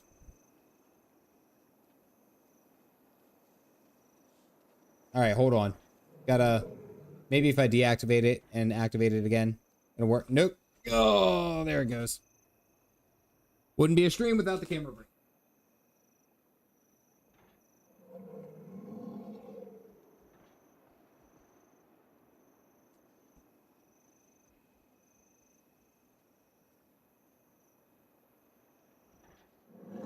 Wait.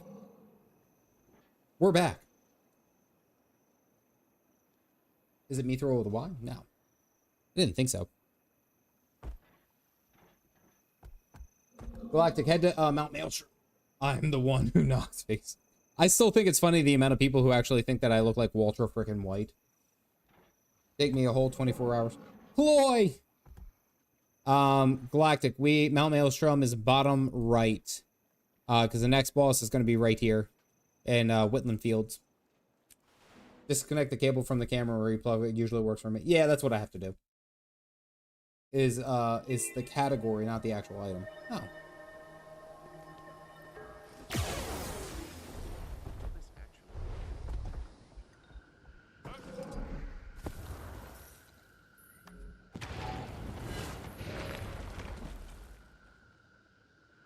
Guess it would be on our armor.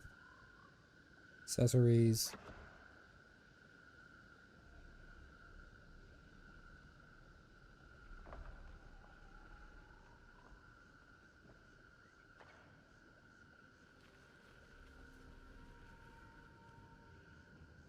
Okay. I'll have to keep that in mind, especially when I actually get to it. And the camera froze again! What the hell? Oh my goodness. Protocol initiating in T-2 minutes and counting. Nope, camera broken.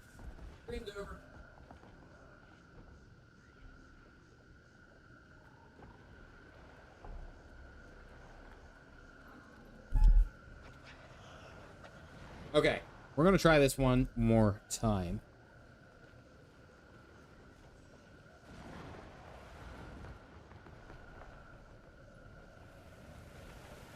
Hey, Nino. You haven't missed much. Okay, is it this one? There we go. Mom, get the camera. Oh god, I'm face cam. Just always causing issues. Oh, and Galactic is here in game. Galactic is... Hey, that's right, I forgot that you were a Daredevil. You still use the staff? Yeah, you still use the staff. Galactic has decided to join us here. Last, I didn't get that far. I remember creating a whatever the short race is. Zura. One of these guys. One of these little guys right here. And you can make them look lit till Hemi. You can make them look however you want to. Galactic, you'll have to watch this at the beginning of the stream. Because at the beginning of the stream, that's I actually make a very big point to talk about what it was like for my first video and everything like that, like how I got to where I'm at right now. And I mentioned you because I think you were chatting in one of my first Guild Wars 2 streams. You're short and well, you're also a Norn. Wear 'em down. Soften 'em up. Yeah, you're also a Norn. What else? I know that come Visions of Eternity, when this next expansion comes out, I am very much going to be... Like, I actually think I might take, like, a couple of days off and do some day and night streams. Just playing through the content and just having some fun. I'm excited. I'm excited. And it's also a bigger deal because now I'm partner. Thank you, Nino, by the way. I appreciate that. And now because I am an ArenaNet partner, like, it's fun. Not gonna lie, I was giddy. Like, once I got the email and I was, like, freaking out. So, yeah. Once this new expansion comes out, I think there's going to be, like, I'm going to have, like, a whole couple of days that I'm streaming the game and then just playing it on the side and talking about all the stuff. What's it? We got the beta, though, first. The beta is on the 20th, where you guys will get to try out all the new Elite specializations. They give you 3... Last time, I should say, they gave 3 character slots for you to utilize and kind of, like, mess around with. Which, honestly, I mean, 3 character slots is more than enough, right? Is that Marvin the Martian? No, that's just how Azura's look. Just how they look. Come on.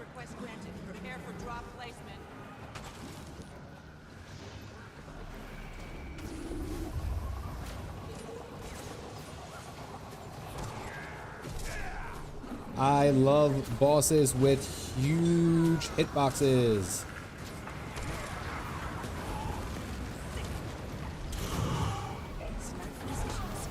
Strong.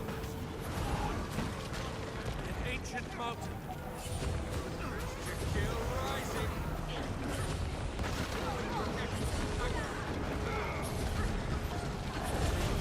This one's messing up everyone, though. I didn't even pop my heal there. Oh no, Galactic, you're down. I can't save you. You're too far.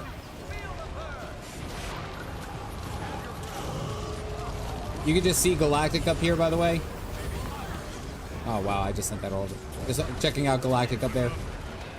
The boss was only here for a couple of seconds, buddy. I believe in you.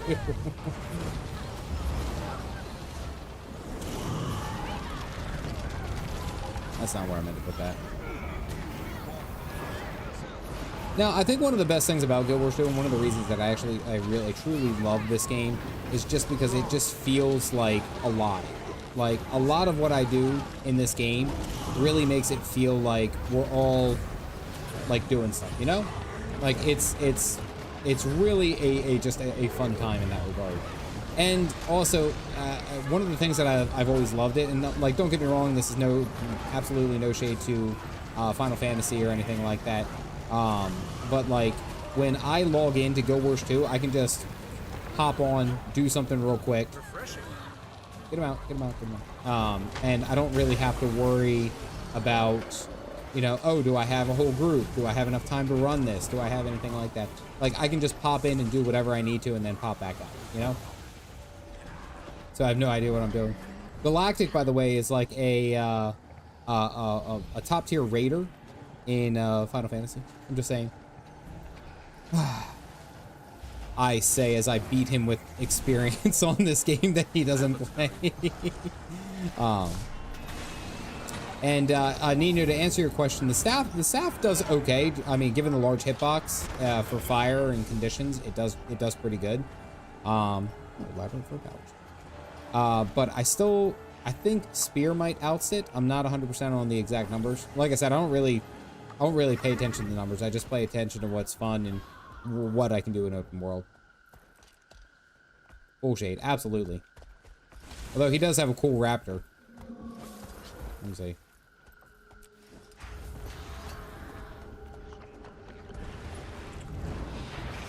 Yeah, he went for all the good stuff. Come on. Back to the Norn starting area. Third piece of obsidian armor. Nice. What set did you go with? What set did you go with, Bar?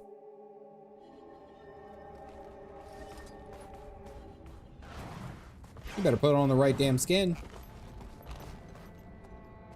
Spear is excellent at cleave. Personally, I really like the way that Spear plays. So I'll be Spear. Wait, is it this one? No, it's this one. Double rending. That needs to be replaced by this one. There we go. And then that build needs to be here. Yes.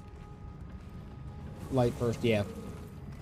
I'm actually, I tell you, I should actually probably do some PvP after this because I need to finish working on Ascension, but then the other big piece is that I need to go ahead and do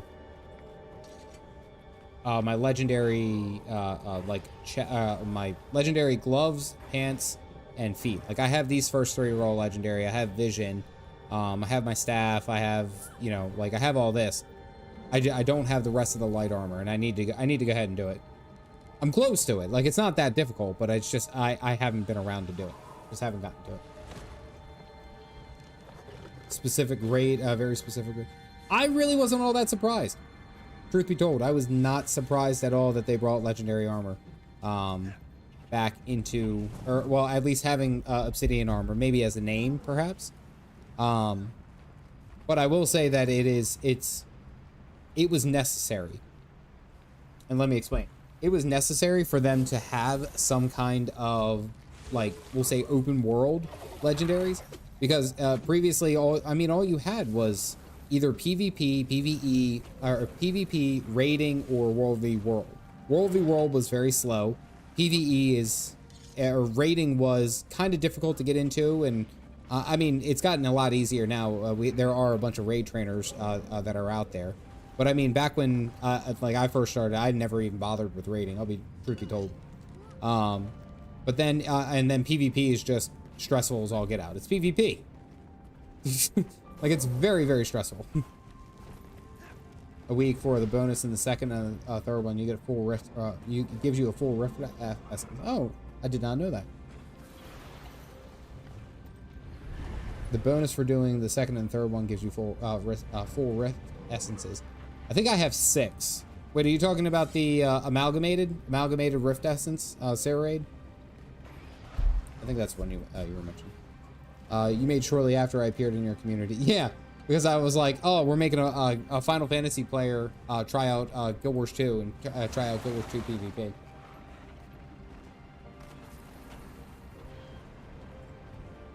when it first came out. I had a janky system back when the mechanics came too quickly.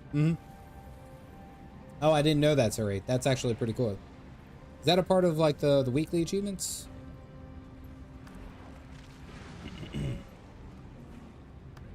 That's dailies. Weekly convergences.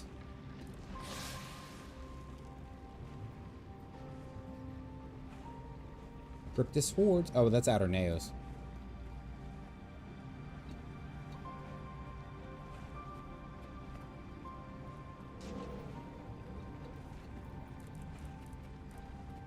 Oh, here we go.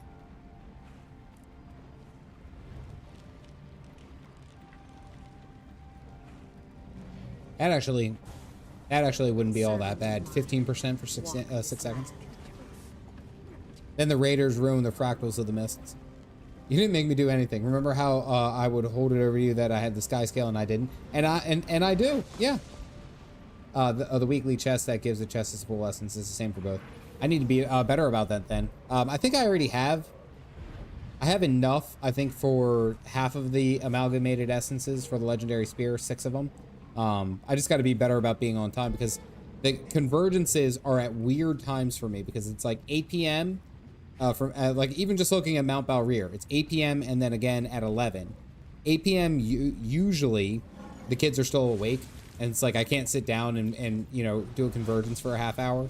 And then it's like at 11 o'clock, usually I'm going to bed. I'm an old man. I have to go to bed on time. Same for Janthier convergences too. The weekly not to do the 100 achievement. Oh, okay. The Spear Ellie. Oh, yeah. Spear Ellie's... It takes a little bit to learn because a lot of your abilities are AoEs. Like, I mean... Like this one, which, again, like Fulgur. Okay, I'll go over here. Fulgur summons like this little lightning storm, right? And it's all like that too. But it goes on for 4 seconds, but you have to land it just right. And then like Twister, you have to land it perfectly on top of a character to get them to be sucked up. Either that or they just take the damage. And then it's like, there's another, you know, ground targeted AoE. Ground targeted AoE. This one's at least a little bit better because it's a teleport when you go in. It's crazy. And Spear, 8, 9, 30, and 11.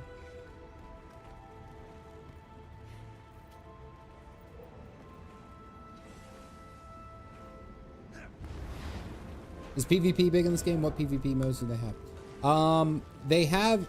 They're working on a second one, but the main one that they have is Conquest. Essentially, Conquest is capture the node and hold the node, and the first team to get to 500 points wins.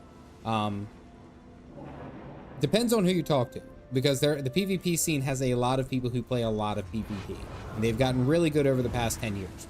What are we at, 11? Something like that. PvP can be fun if you figure out the right builds and how to play. It can be a nightmare if you already don't like PvP anyway, and you're just trying to get into it and try it out. Personally, I love it. I usually have a good time, even when I'm dying and getting absolutely roasted. Which, again, I tried to play a couple matches. I was like, yeah, I need to do my dailies. And then I did, and it was like, that was a mistake. I got my face crushed. It happens. Personally, I like it. I think it's a good way to get materials for to work on legendaries. That's just me. They don't have guild versus guild. They do. They do, Marco. Oh, does someone have a fireplace? They do have a fireplace.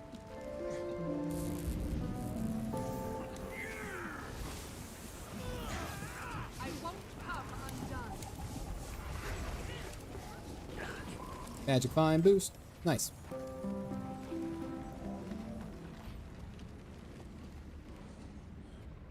Yeah, but then the other PvP mode is World v World, which is basically open world, like, craziness. It's player versus environment style gameplay. Will this dude hurry up? Holy crap.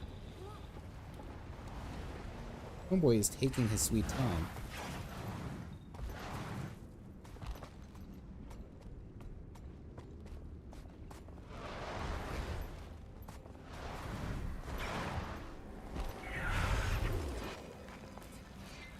I find that most of the time here in PvP, I really find that, like, most of the matches are, like, hit or miss. There's sometimes where you'll have, like, really close ones, and then there's other ones where it'll just be, like, I mean, it would just be ridiculously one-sided.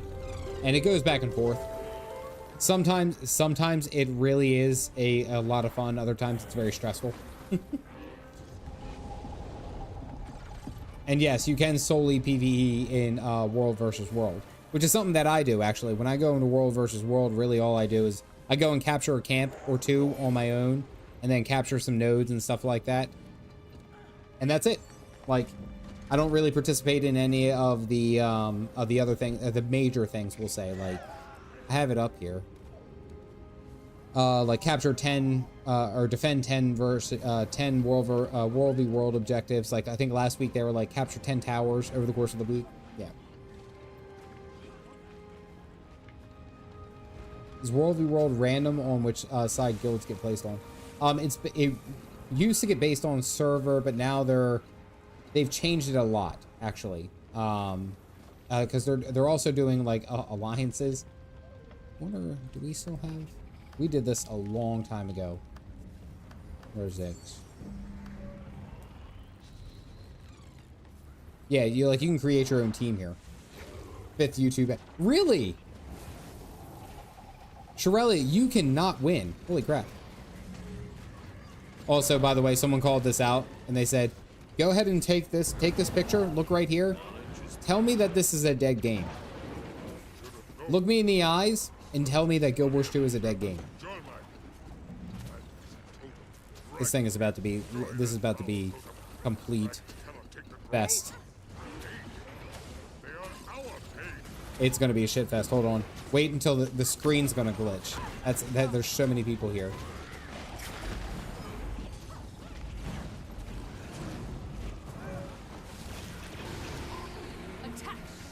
Even with your rolls in Final Fantasy XI. We're just waiting for this big boss guy to come out. Yep, here he is. Homeboy is like also like 4 times the size of a Norn. People everywhere. Oh yeah. Being dead never made sense to me. All right, here we go.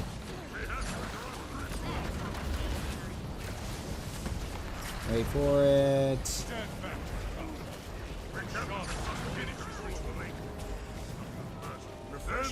No, I can't even like look this way because it's lagging. Look, my screen is lagging. I wonder if it's actually causing drop frames.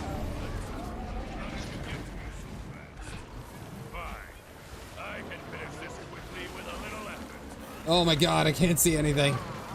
All right, here we go.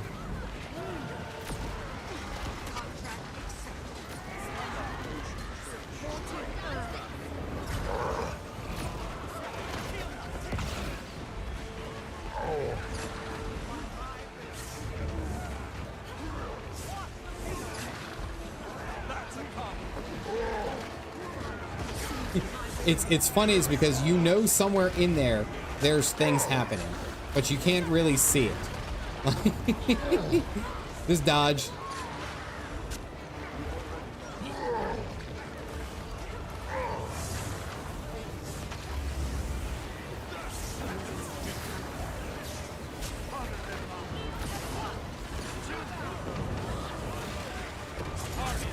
The lag.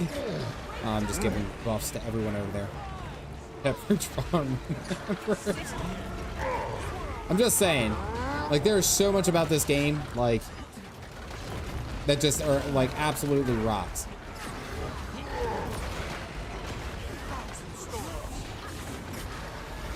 Permanently online Twitter whiners. Yeah.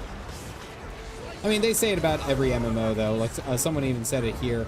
They're like they've been saying it about what's it? Final Fantasy. They've been saying it about Guild Wars 2. They've been saying it about World of Warcraft. Like everyone's a doomer about like some MMO. Like, oh, this is it. This is the end. You know, WoW's on its way out. Final Fantasy. You know, like even though Final Fantasy delivered absolutely like great storytelling over the past 10 years, they're like, yep, this is it. They're all done. Oh, homeboy, move. can't see anything. Oh, that's the wrong one. Okay, that's fine. Whatever.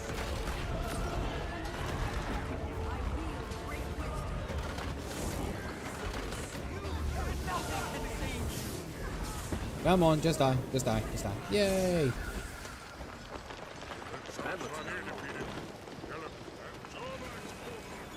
Oof. Had to get out of there. Couldn't actually see anything. Every MMO ever. Turn off other players' effects. Yeah, you can reduce their appearances and how much they're actually seeing. Absolutely. Now, see, this is what I'm talking about. Like, this is what I needed to do, especially if I'm farming luck and stuff like that. Because then I can just go ahead and do all this. Bam, and I get some more luck, right? Then I do this. Ectoplasms, and more luck. Yay! That's what you do. It's all about the farming. The poor Lotro can hang on. WoW isn't going anymore. You know what's funny is, like, legitimately, I really enjoy Lord of the Rings Online. That is such a relaxing MMO in my regard. Galactic, we're doing some PvP. That is such a relaxing MMO in my regard. Come on, we're doing some PvP. You wanted to be here. Are you even here? Go. You love PvP. It's so much fun. It's your favorite thing.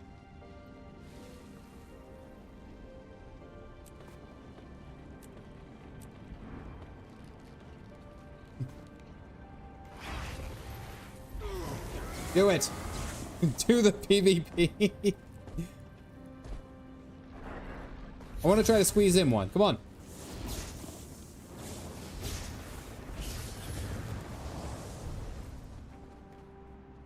I'll join without you. I have no problem doing so. You don't think I won't? Okay. Don't eat the blue lock. Oh, is that because the artificers? Artificers can change that. That's right. Yeah, I did see you say that. Need 500 ecto right now. I think I need, if I remember seeing it correctly for the spear, I need like 600 ectoplasms. 600 globs of ectoplasms. I need 600 orichalcum bars. 600 bars. It's just like the requirements are crazy. Where's hurts me to see ecto getting salvaged during the 4 winds of it. Ecto prices are ridiculous though. I think they're like 50 silver each. Ecto. Yeah, 50 silver per ecto. I remember like not even that long ago they were only like 25. Press the Mystic Forge. I get so many of them now.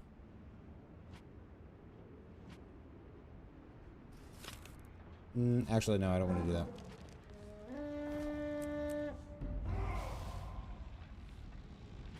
Do a Forest of Niflheim. Are we queued for PvP? Yes, we are. Hammer broke again. Fucking thing. Hold on.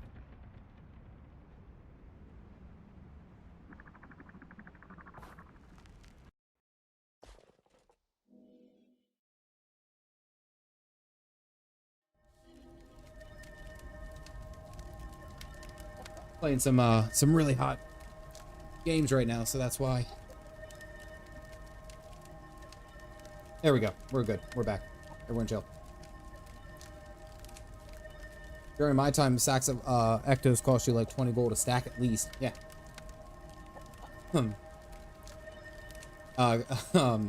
need to wait for 4 wins to end for ecto to return to normal. Yeah, I'm not touching them. I'm not buying. I don't plan on buying any of the ectoplasms until everything is basically set up. Right now, I'm still in that 5-week period, where I'm working on getting. I'm gonna go this way. We're gonna go offensive, ranged, basically. I'm in that period where the 5-week period where I have to get like the Champier, Lowlands, Gift of Lowlands, and gifts of Sentry things. I think I'm on like week 3, something like that.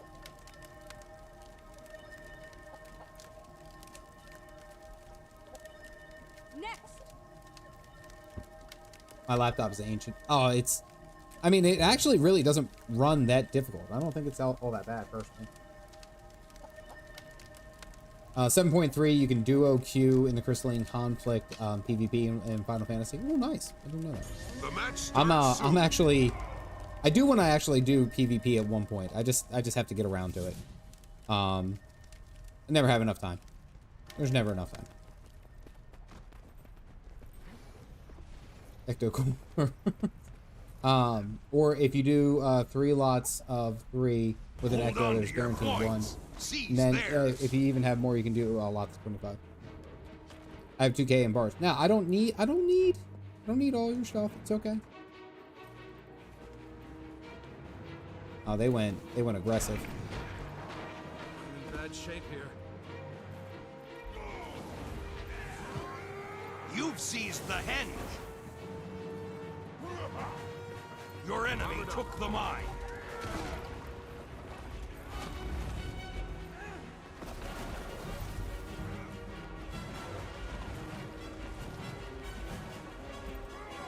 Eat my dust. Urge to kill rising. Refreshing. Low on Kate, breathe.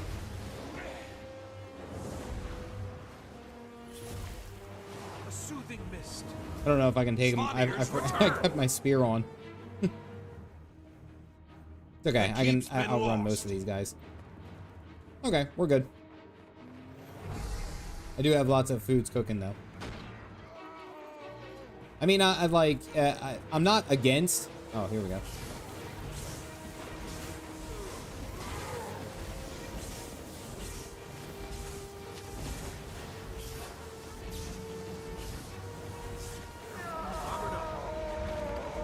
Well, get him, Galactic.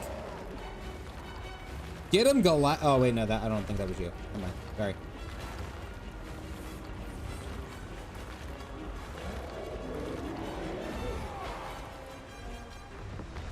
Okay, we're good. I don't know if I've tried spear truthfully, and I don't know if I will keep it. Playing spear in PvP is a little wonky for me.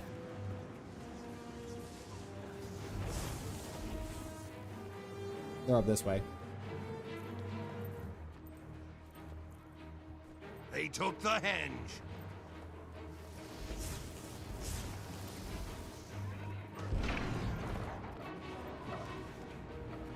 Homeboy, you're popping all your cooldowns. Oh. Daredevil. I appreciate Galactic you sticking with me though. I am doing much of little of nothing. I have more healing than I actually have. All I've done is kited.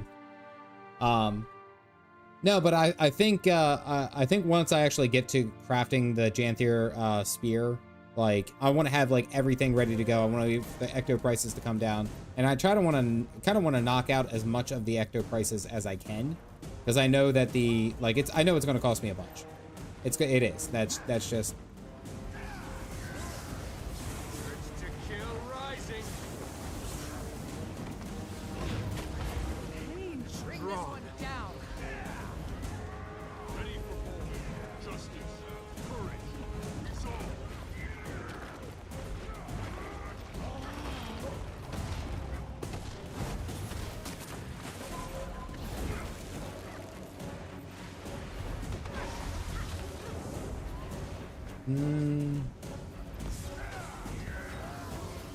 Oh, I mistimed it. I'm dead. Actually did some damage though. There we go. Now, I think once the prices come down and once I have everything else good to go, I think everything will be a lot smoother. Yeah, like seeing the Ecto prices at 50 silver each is just abysmal. They took the henge. Oh, Galactic.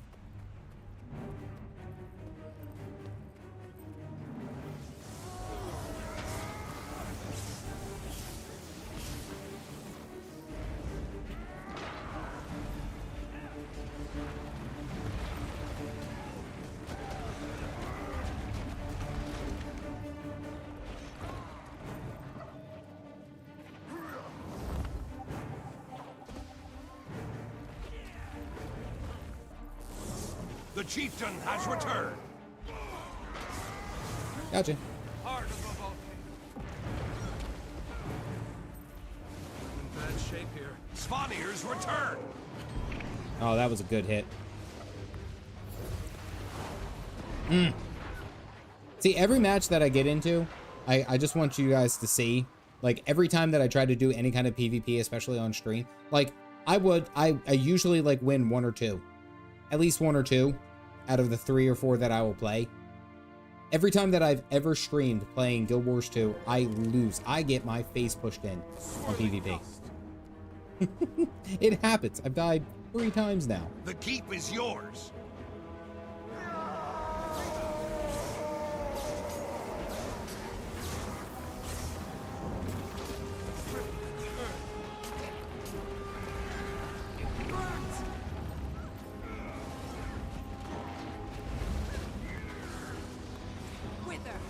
Running out of endurance.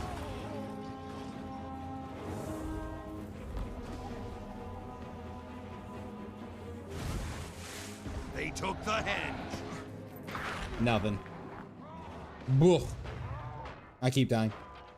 Spear Tempest will be better than Spear Cat in PvP. I mean, like, I think my thing is that I would either do that or I should just pick up the hammer again. Oh yeah, I'll even show you guys my match history. Look. Yeah, never mind. Wait, how did I lose that many? And there was 0 to 0. I do win some, damn it. I do win some.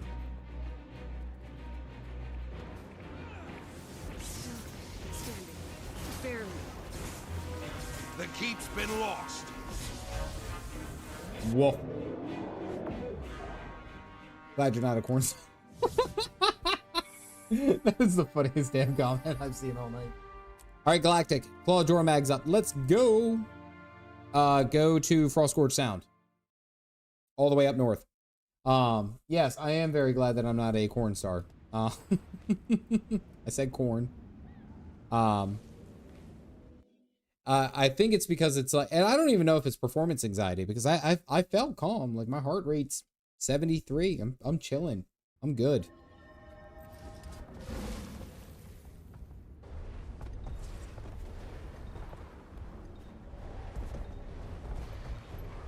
Use the terrain to our advantage. Protect the golems. Watch the ledges. And then this is not the water dragon, by the way, Nyan. I'm just saying.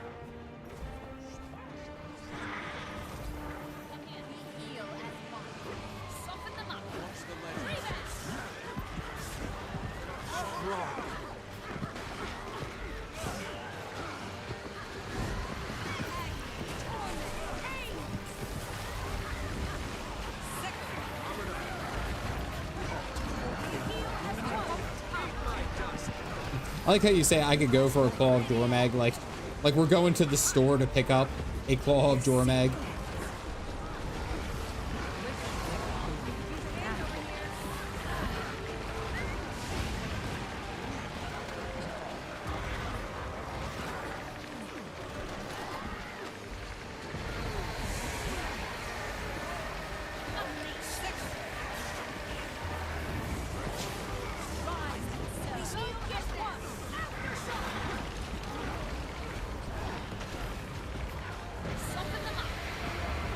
All right.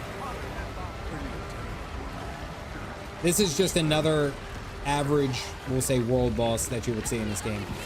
And it's arguably one of the coolest ones. Like, it's just something, this is well before this, again, being in Corteria, this is well before any of the, what do you call it? We knew really much of anything about the Jormag and what he would, what she would look at, right? Jormag was female? I don't know. Someone correct me if I'm incorrect. Maybe male. I don't know. Whatever Jormag was, we didn't really know what Jormag looked like until Icebrood Saga, and even for that matter, Primordius. Congrats on the 50K. Thank you, Mark. Appreciate it.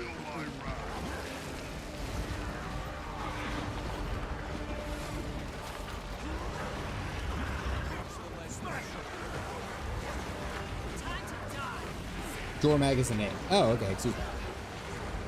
We heal as one. Soften them up. Oh, get raised. Excellent time. I believe I don't want to use J-Bot. There we go. Rebound. I won't come undone.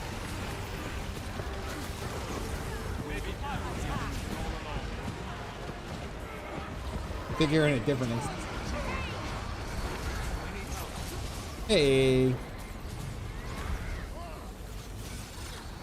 Excellent time. How can melee fight this? You don't. That's how melee does it.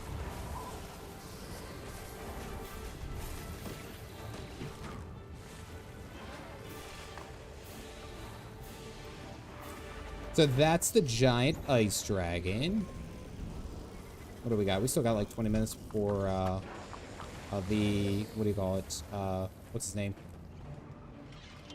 Twaddle. They got fire elemental, and then yeah, Twaddle after that.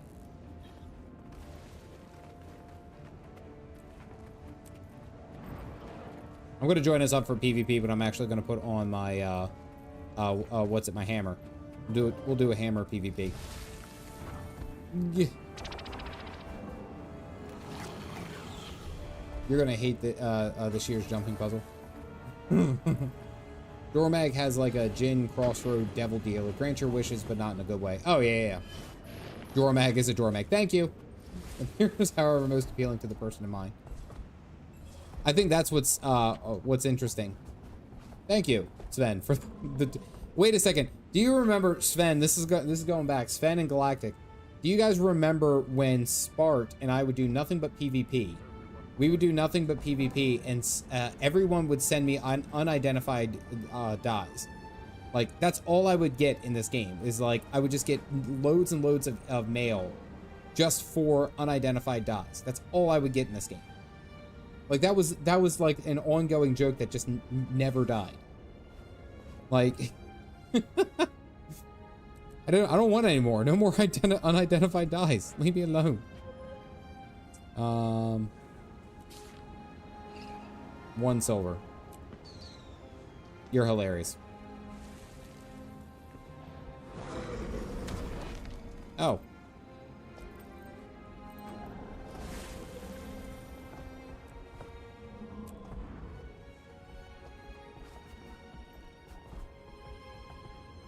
Galactic thinks thinking he's local. Galactic, do you have your Warclaw, or do you even have the Janthier Wilds expansion? How many votes did we get on that? End poll. Looks like we're gonna do Twaddle. 54%. I've sent Astral 1 silver before. It's kind of a pain in the ass. Sven, where'd you go? You went somewhere. 10. We need a total of 10. There we go. All right. Played Guild Wars 2 on launch, but dropped it a couple months after. Been interested in picking it up again, but I'm so used to controller from 14. They're a good way to play on controller plug-in mod.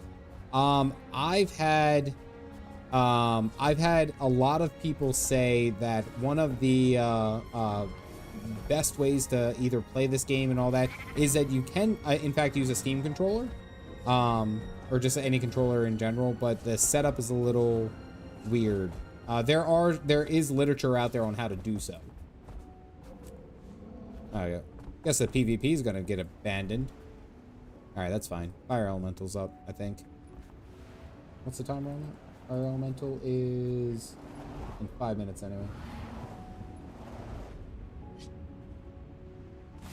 Okay, there we go. There are ways that, of course, you can do so. You can go ahead and set it up via controller.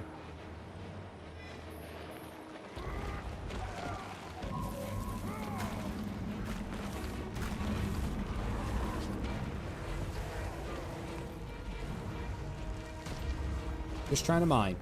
All I'm trying to do. Just trying to mine stuff. Just trying to.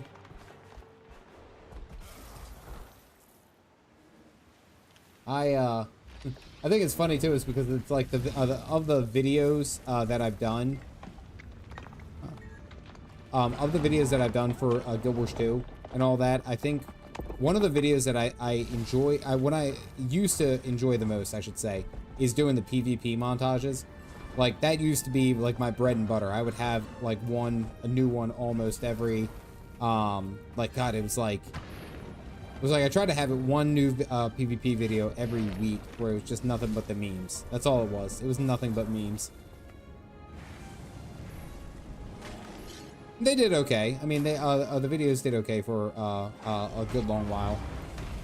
But after a little bit, it's like I had to even like look at myself. I was like, I feel like I'm starting to get annoying with those kind of videos. I think one of the first ones that really took off was when I was playing Daredevil or Deadeye. Excuse me, Deadeye in PvP, but your full glass cannon. You'll dig through some guides.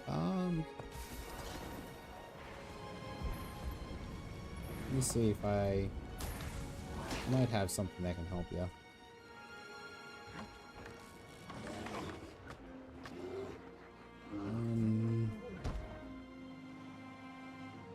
Controller support.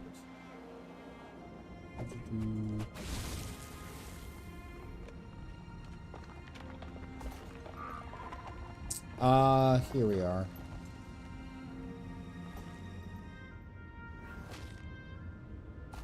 I think, Marv, if you try that one, that might work for you.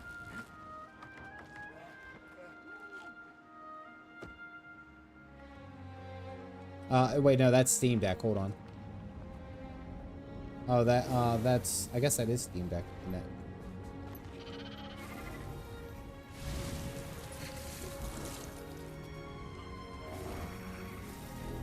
Wait, hold on. Here's the Reddit thread that because I asked this question a while ago because I was trying to figure it out. Try that one. Oh, wait, no. Apparently that's too long. Message is too big. Hello there. Sure, Khan, thank you for grabbing a cup. You guys got the mugs. Go ahead and turn them up. So that'll work out fine. All right, perfect. I feel like that's a question that I get actually asked quite a bit. Is how to use a Steam Deck or trying to find a way to use Steam Deck or a controller instead. And Galactic wants to change. Galactic doesn't want to be a thief anymore. Galactic, I really think you should try out Necromancer. I think you might really like... excuse me. I think you might try like the Willbender for the Guardian. That might be your go-to. And the other reason I say so is because when you go and play as a Willbender, the main feature for that is using two swords. You're supposed to be like this kind of like Guardian that that is like offensive oriented. You're bringing Core Warrior. Oh, okay. Hey, Core Warrior still got it. Don't worry. That is if we ever get the queue. Never happens when you want it to.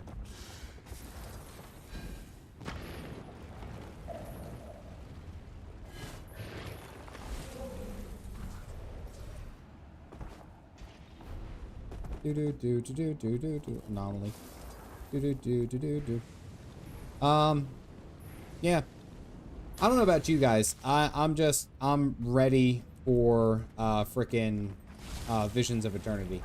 I went through all my lists. I've gotten basically my entire list done. Like, I made a list of things that I had to get, or I wanted to get done before the expansion actually drops. But I'm ready for it. I'm ready for, you know, something new adventure, all that jazz. I will say, one of the fun bits of Visions of Eternity that I'm like actually like stoked about. I'm really excited. Is the new uses of the skimmer. I really like that idea because it's like I really love the changes that they've done for the Warclaw, and it's like I can only where the hell is it's over there. I can only really imagine that as they go through and they make the changes for the skimmer, I think that it will just be fantastic. The truth be told, I never use a skimmer. I very seldomly use a skimmer. Strong.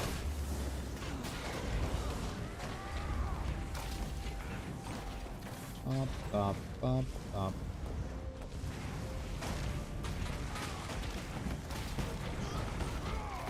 Just trying to farm. A long-ass queue. Nearly a 5-minute queue? Hot damn. It's almost going to be twaddle time.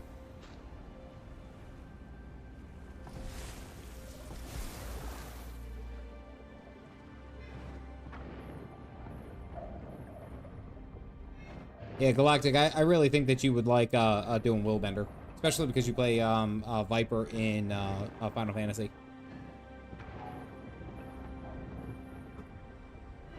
Skoo-doo-doo-doo-doo-doo.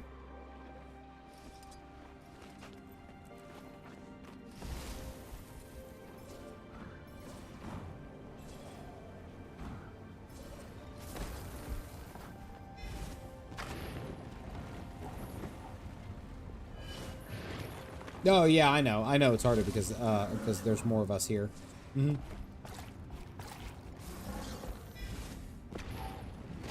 Yeah. Go ahead and drop.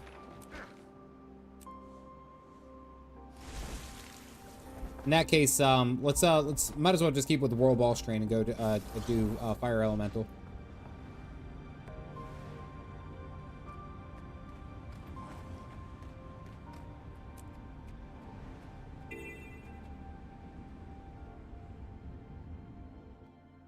Soon you can help me figure out Willbender then. Yeah, absolutely.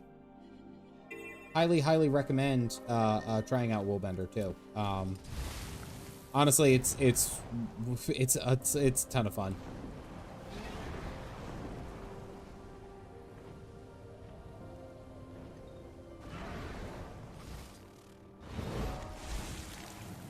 Party don't start till I walk in.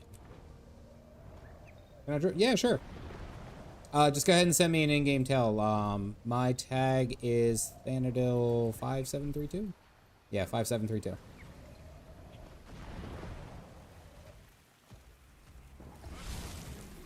Kind of small. Okay, the group's over here. I was gonna say usually this one's packed. Hammerbender, and it plays as Thor. Wait, come here. Sven, don't run away from me. Come here. You play as a Hammerbender? But you got a rifle. You're a rifle Bladesworn?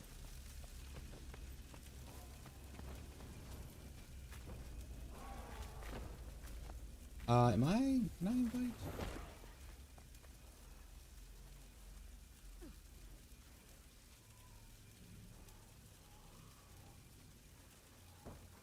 There we go. Posted in guild chat. Gotcha. Willbender is under Guardian. Now, before you go too deep into it, let me put it this way, is that the Willbender spec is oriented around using the two swords. However, if you do have the Weapon Mastery trait, or the Weapon Mastery skill, which is from Secrets of the Obscure, it's like one of the first things that you get to use, or you can use dual swords basically for every elite specialization. Like there's nothing different about it. Like you can use it as a like a firebrand if you wanted to. You can use two swords. Have you not seen Valen play this in World v World? No, truth be told, like World v World is funny is because it's like even when I'm watching people play it, I'm just like it's kind of like hit and miss for me at least. Like I feel like it's hit and miss. Rifles have hammers. You know what, Duck? You're not wrong.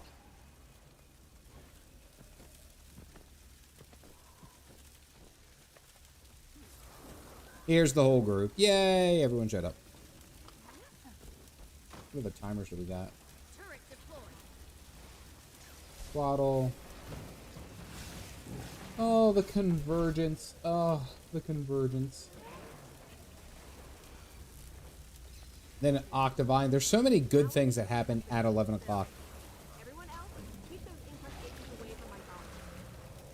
Galactic, where'd you go?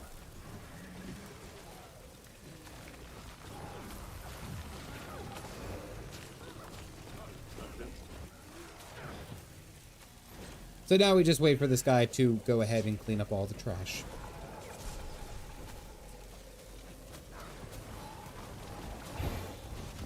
This is not the thing yet. The thing spawns in about 10 minutes. And it has one of the best intros in any world boss in the game. The boss fight is incredibly simple, truth be told. Oh, you're making a new character? Yeah, Willbender's under Guardian. And yeah, you have it because you have the End of Dragons expansion, if I'm not mistaken. Oh, Jan, look, hold on. Jan, you want to see something? Hold on. There is so much, like, so many things that are style oriented. Like, these are all mount skins. These are individual mount skins that you can purchase. Like, you can make your raptor look like a bunch of different things. Your Springer can look like a bird. Like, it's literally, like, cosmetics for days. Like, I mean, Orion's Prismatic Noble. That's a sky scale mount. Your turtle. Like, it is ridiculous what you can do. Bloodstone Boogie, channel, emote. How does that look?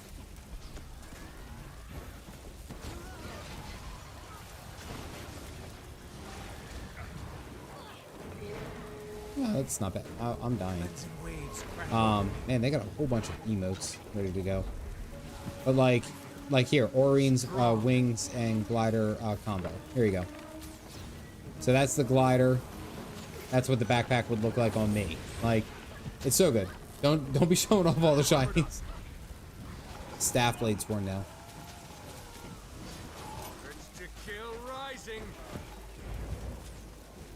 I guess is it more? It's got to be more support, right? I'm pretty sure the warrior staff was all support. Yeah, there is literally so many different, like, let me just put it this way: there are so many different cosmetics in this game that you can really, like, go crazy. Orion Sky Sail. Yeah, look right here. Why can't I click you? There you are. Like, your Sky Scale can look like that, right? You can get one that, like, looks like a manticore, like this, right? Wait, hold on. Here, I got this. Check out my turtle. I got this in a random bag. Like, my turtle is literally the, like, epitome of, like, shiny. Like, any way that you want it. They're gonna sell me stuff just so I can progress. Yeah, you can't really do that. I mean, arguably, you can purchase gems in game. Like, you can spend what's it, like 2,000 gems for 700 gold, and it will get you I mean, you can do that, and then you can use it to purchase from the gem store, like, legendary weapons. But again, legendary weapons only have a slight advantage or a mild advantage over exotic weapons, which are the easiest or easier to get, and it's really not that big of a deal, you know? Does decent power damage.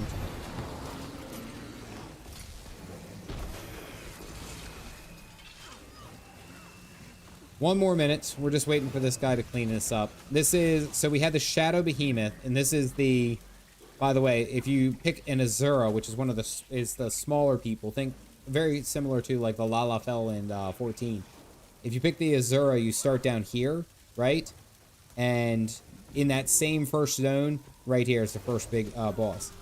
This, if you pick the Sylvari, the Leaf People, right up here in the Witchmire Swamp, you'll have a jungle boss. I don't think Plains of Ashford has one. I know Norn does. I don't think Plains of Ashford. Yeah. It's really only important when you want to heal. I would argue if you just want convenience. Yeah, they're definitely convenience. Yeah, legendary weapons, you can change basically everything on the fly.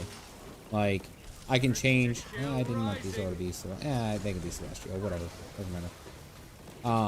I can change all of these on the fly and be like, okay, let's... Wait, no, not those. This one. Here you go. I can change the stat allocation to be Berserkers. Right there. Oh, by the way, here comes the boss. The giant fire elemental.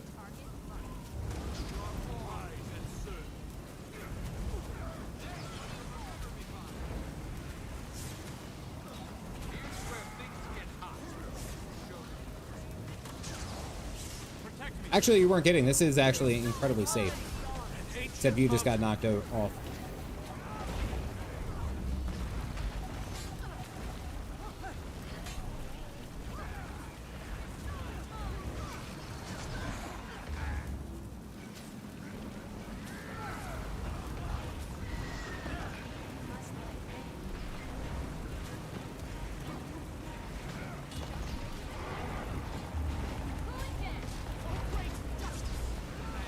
He's actually, again, all these early bosses in this game, they seem a lot more intense than they actually are. Like, they're really not that bad. It just seems like they are bad. It seems like they're a big bad boss. And then once you actually get into it, I mean, everyone just hammers straight through it. Like, it goes really, really fast. Whoa! Soothing mist.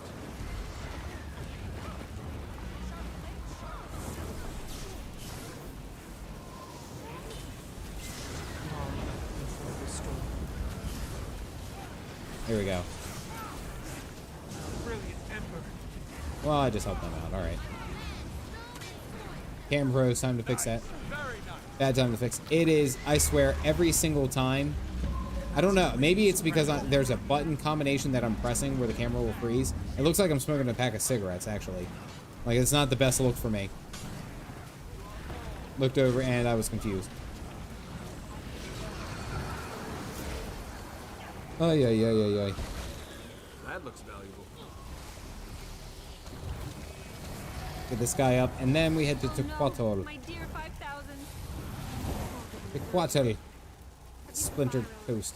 Now it is time for the undead water dragon.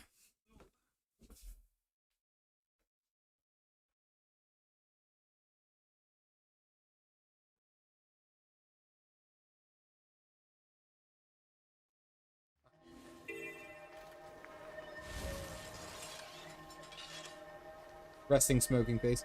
Cap indeed thought. I'm doing my best. Hold on, let me see. Does it pop back?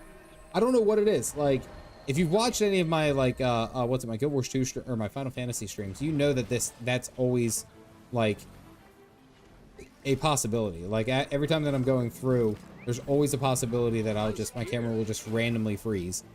And it's stuck like that. Like, that's just my face. That's where it's stuck. He's nicotine dead today.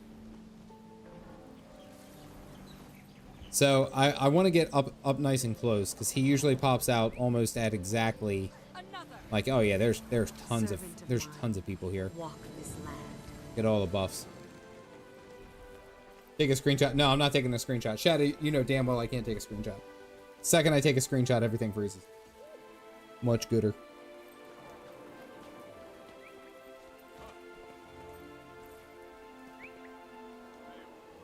All right, so I'm just gonna keep stockpiling these. So you'll know that he's coming when all these guys go away, and I'm gonna turn it up so you can hear some of the stuff in the background. I'm gonna turn myself down a little bit.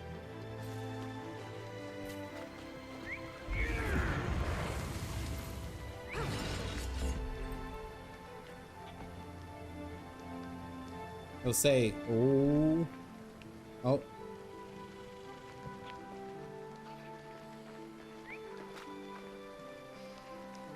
We're gonna listen.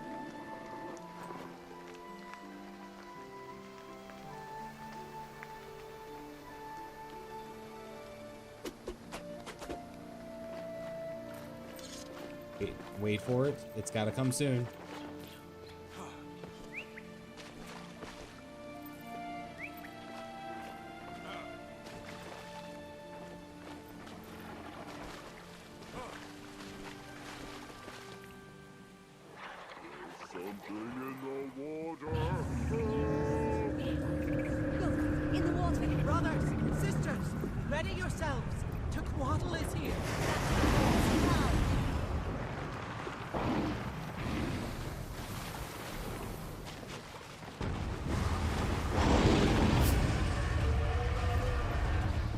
Still one of the best entrances.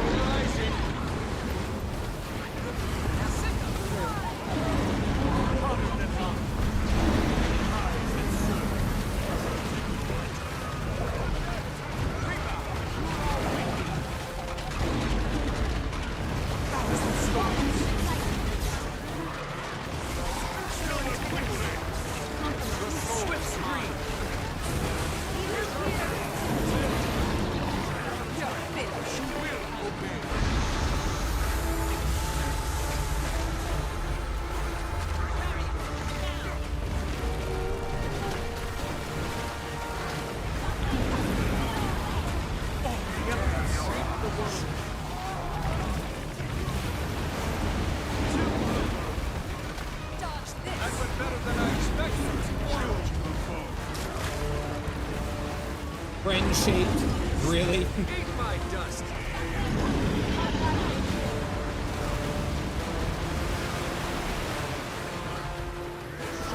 Thousand stories.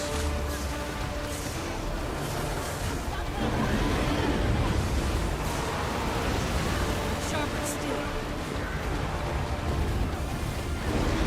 That went better than I expected. No, he ain't no quagging. Quagging or friend-shaped, if anything.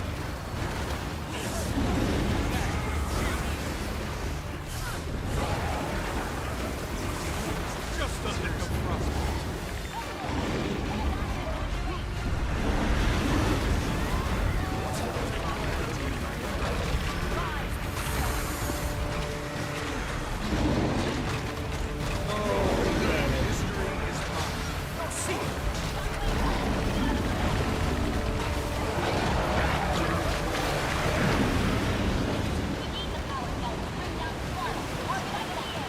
And then now you have to go into the second phase, which it only bounces between the two.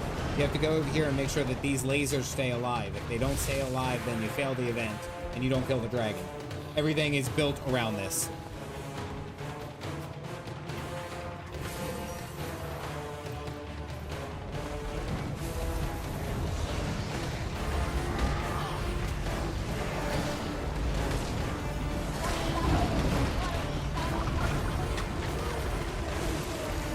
And by the way, what's really cool about this event is that this is in core period. This is something that like just about everyone at some point experiences on the timer, and I think that's what makes this like this whole fight like wild, is because it's not just like, oh hey, you know, this is only a part of the expansion. No, this is you have to like deal with this in the core game, which I love. Do you have to wait for it to come back? Yeah, it'll come back, but right now you got to defend these lasers. Now.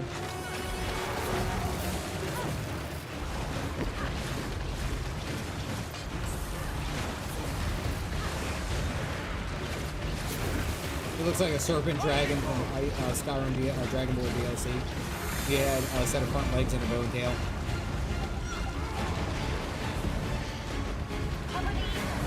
That's a common. Only harder content, yeah.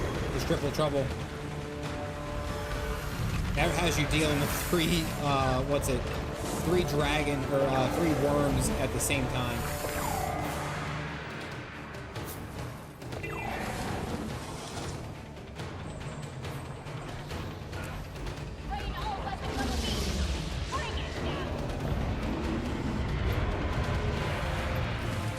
So now just it basically is a burn phase.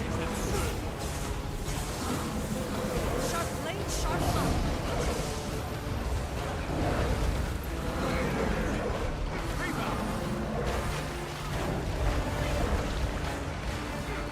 nice. Swirling Yep. Every 25%. So he goes and does this. He runs away. Come on.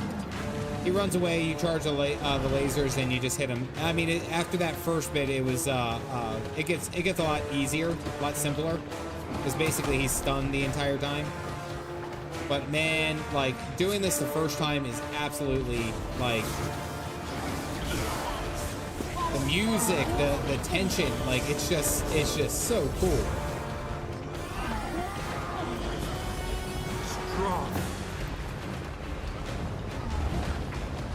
Eat my dust. 1,000 storms. Armored up. You just begin the game? Absolutely, Otter. Happy to help.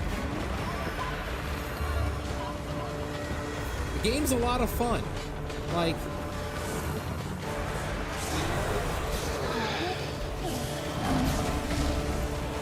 I really try to stress to people, it's like I think the game fits for me for the most part, just because it's like, it's just simple. Like I said, like there's not always times that I can actually sit down and play, and there's not always times that I can actually get up and like, you know, group up or be on at a reasonable time. So when I do have the opportunity to actually just log into Guild Wars 2, I always feel like I can accomplish something, you know?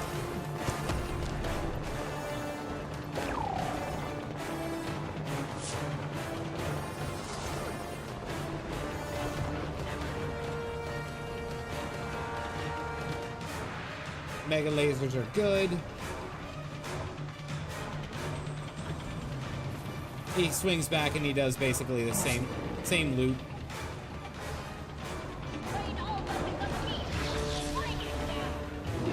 Bomb.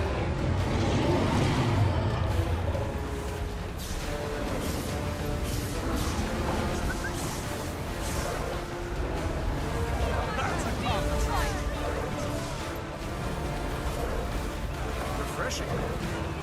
Show them. You're finished. And just like that, we go and defend the last laser. It's just that quick. First experience with Quado for me was chaotic. Yeah, it's fun at the same time. Oh, it is. Especially if you've never done anything like this before, and seeing all the characters, all the people just running through, like, it'll make you be like, it'll make you very confused.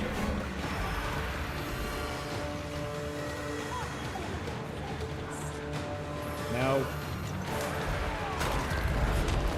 Strong.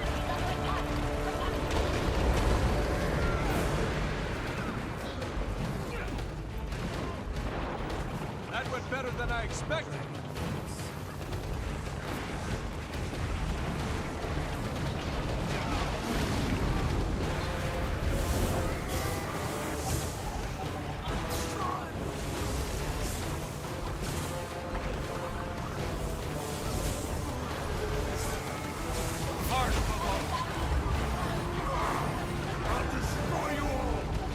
I think the best part about this meta too is like it shows that the open world can be really a lot of fun, especially as the game starts to expand and you get the expansions.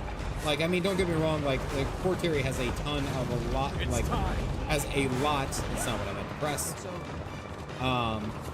Has a lot of good and fun events throughout all this different maps. Like basically every map has something cool. But then especially the expansions. I feel like the expansions, like what's it? Of Mist and Monsters, what we did first. I really like that one. I really enjoy that one. The Defense of Omnitas from Secrets of the Obscure. That one's a good one too.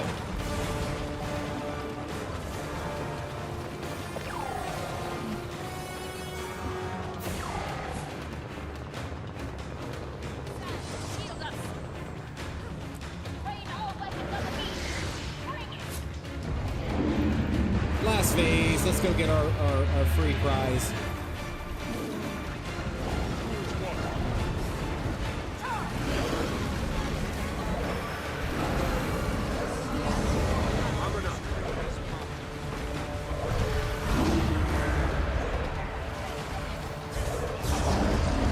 Sharper still.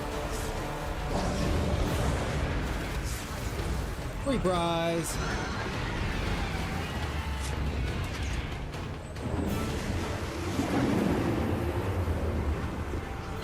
Do it for the spoon. Nice gear. Bone fragments of Pequodal. So yeah, look. Did I get a spoon? I don't think I got a spoon. I don't think I did. Gym day tomorrow, gonna scoop. Have a good night, Guitar. I will see you next week when we get into some of Final Fantasy. Hope you have a good weekend as well.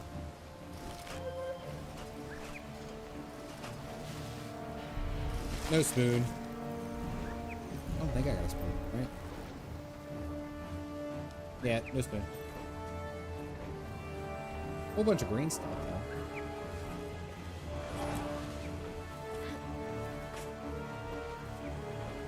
You can never have too much treasure. I'm always actually hopeful that I would get the... What did I get? I got the bone fragments of Sequatl. How much is that something? Yeah, 50 silver. That's not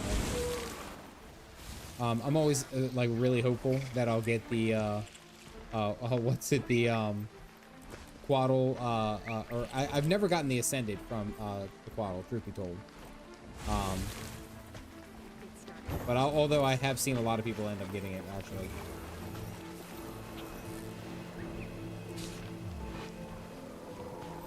Sven, you don't have to send me everything. I appreciate you. As I say that, I'm like, no, I will take it. Because I need that luck. I need that good luck. One exotic. I'll take it. I need 250 gold. I need to go to Lion's Arch. Yeah, so Jan, that is the what's it? That is the big core, or one of the big core boss battles that you can do. And it's like one of the, I think that was one that I got to, and I absolutely loved it. I loved, from there, I loved it. It was like that was my go-to. I was like, all right, this is going to be a game that I do now. Because I don't know, like I thought going into it, Mystic, yeah, Mystic Forge Shard. Going into it, I was like, oh, like, you know, I'll just try out this game, I'll do all that. And once I actually accidentally ran into the throttle fight, I was like, oh yeah, like that, like I see why people do this game. You can never have too much salvage treasure. kit.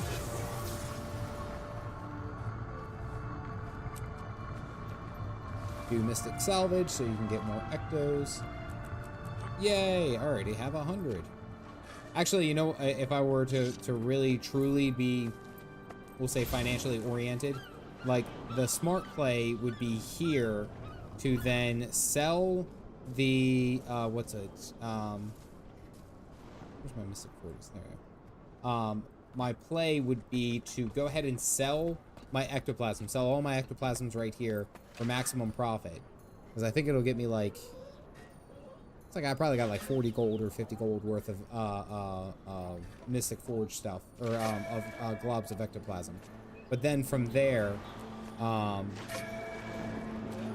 gonna leave because Galactic World now. But from there, turn around and sell them after the prices, or buy them after the prices go down and get more. You know? What's gear in the economy like in this game? So most, to put it simply, the gear, there is no gear treadmill. When you have gear in this game, there's only so much stats that it will actually ever acquire. And the different colorings show the different kind of item that it is.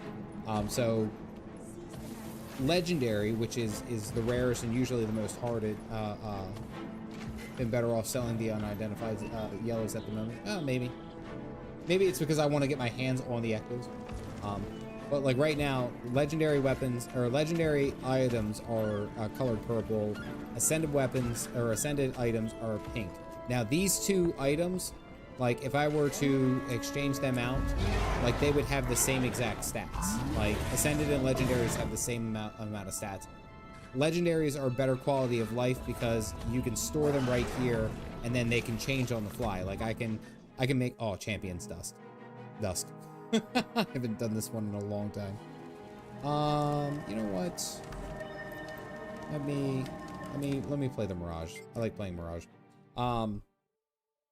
The gear there is no treadmill. So once you get to that gear, you're basically very good. And as Desu has said, exotic is very affordable, and it's only a slight decrease. I think equated, it's like 10%, 5 or 10% less from a full exotic set to a full ascended set. It's really not that bad to get, and most people really won't care if you have exotic or anything like that.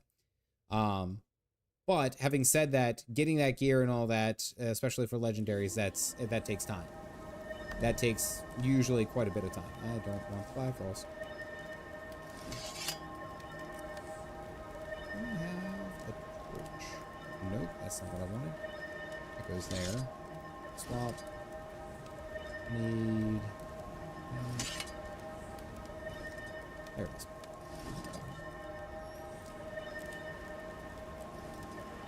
Wizards. Whatever. We'll say berserkers. But once you actually get all the legendary gear, you're so good.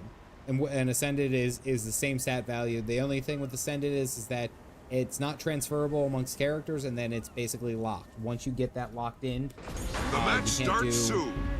you can't do anything else with that. Last chance to nail down your strategy. Setup. However, there is no like your treadmill, so it's like come the next expansion, that set will still be good. The economy. There's people who just spend Remember, their entire the only time way in this we'll game prevail worrying is about to the gold slay and, our enemy's lord. everything else. Like that is a whole subsection of the game. Truth be told.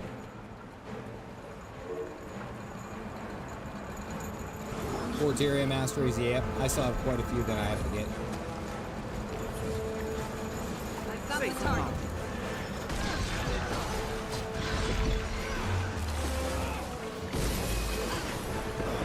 Oh, he's down. There's no way he survived that.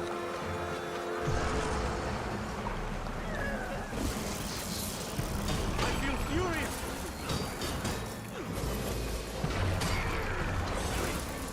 Got the target.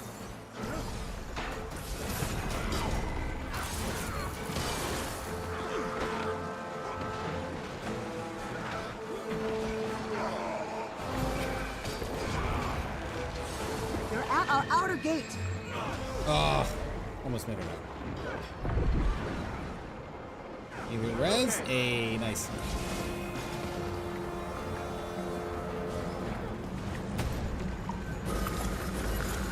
Just gonna step on out of here. They're at our outer gate. Yo, dog, I'm just. I'm neither here nor there. Yo, dog, I'm just trying to chill.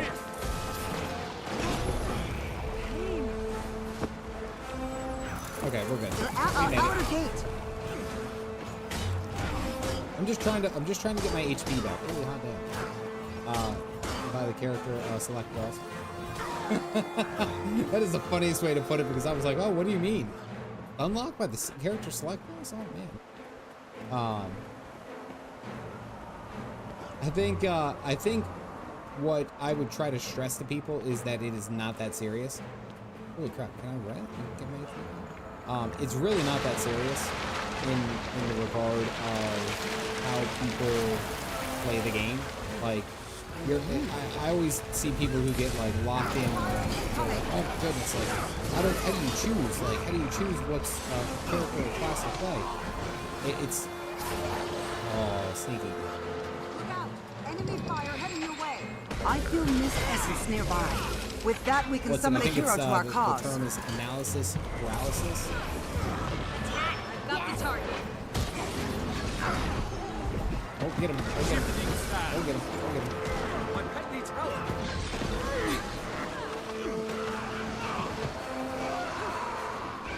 It's easy to sit there and like get lost in all the different choices that you have. Truth be Well told. done, my knights. We're through their outer gate. Where'd you go? You just like faded out of existence. Maybe I was the villain all along. Ready for more. Got him. We hold a knife in the darkness. Yeah.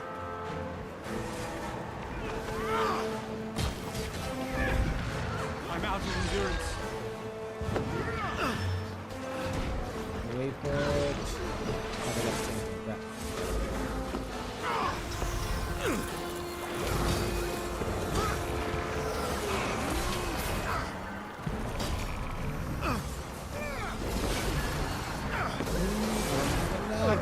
They're at our outer gate.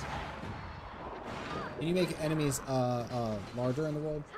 I don't know, actually. I don't think so. It's time about to start work. Yeah, Sven, I'm not too terribly far off. It's almost my sleepy time. Is it ESO that has the character creation timeout? Trauma lock? Every profession look cool. Well, I always say, like, what kind of what kind of archetype do you usually go for in MMOs? Sleepy. That's usually where I recommend people just start. It's like, what do you think you would actually like to, or what do you think you would enjoy playing? Is usually where I tell people to start. You know? Ready for more. Safe from harm. Time and space, my allies. I feel furious. Oh, I did get you. Mesmer could fall plastic play. Oh, not really. Understanding where your clones are and how to manage their movements, I think, is what really makes or breaks it. But honestly, you can play the Virtuoso. The Virtuoso is like, you become a turret. It removes the clones for Phantom Daggers, so that every time that you go ahead and attack and you move and you go through and do all the things that you got to do, like you're summoning the daggers above your head and then you're going. Yeah. But I played Reaper and immediately got bored because. But I am big on fun rotations more so. There's mist essence somewhere close by. So Seize it before the enemy can. Maybe Elementalist. Elementalist may be your go-to, just because, I mean, Elementalist, while it has kind of a bad reputation for being difficult, it's more so there's a lot that you can do at any given moment, and that's what makes it fun in my opinion.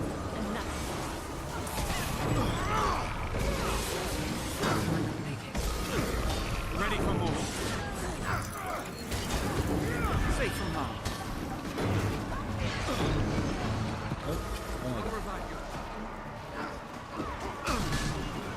Alright, got it. Yeah, even like looking at like what Mesmer and the Mirage, which I'm playing right now, it's not inherently difficult. It just takes time.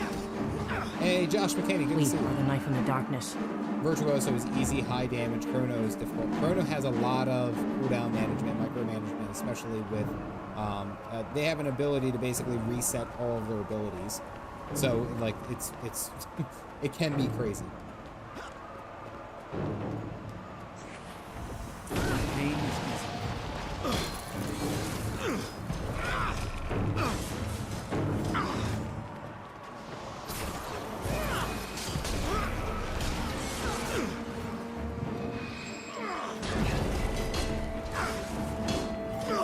Come on, that's high. You're only making this harder on yourself.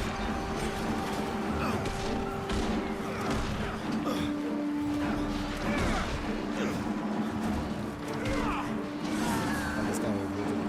My NA or you? NA.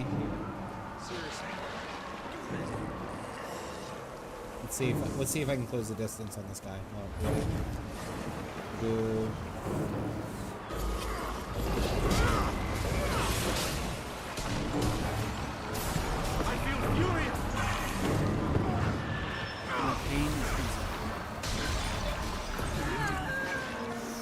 No sweat. Every weapon has its own personality and quirks, and so as long as you as a arena partner, you can freely swap them. Yeah, no, I know. I'm primarily based on NA.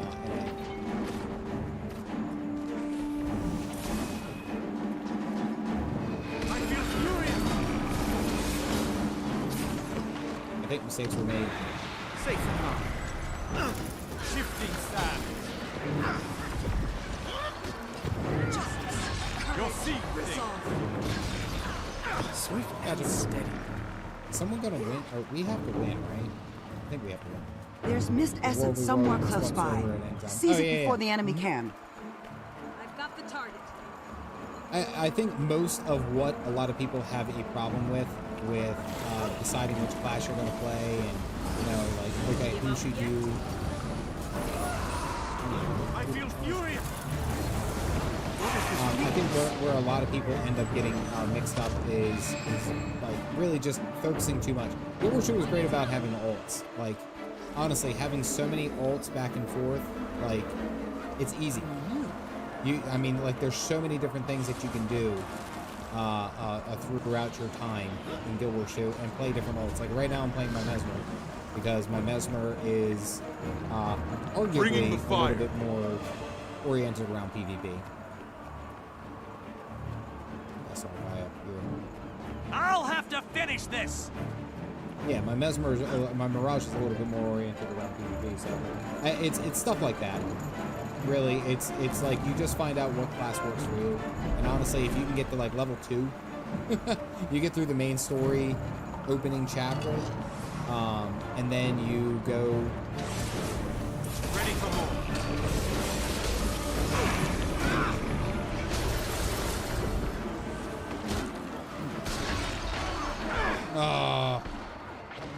Did he get the res? He did get the res. Oh, that's unfortunate. Once you get through level 2 and you get through that main first story chapter, you can go ahead and go to any like you can go to the PvP lobby and try out that class and see if you actually enjoy it. It'll artificially boost you to max, and then from there you'll be able to basically try everything. Enemy trebuchet and then you repair. can see if you'll like it. Highly recommend it. With their inner gate down, we have our chance to end this battle. Strike down their lord.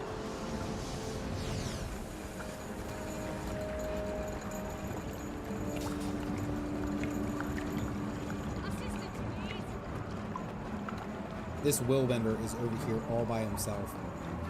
We're gonna see if we can support. Pain.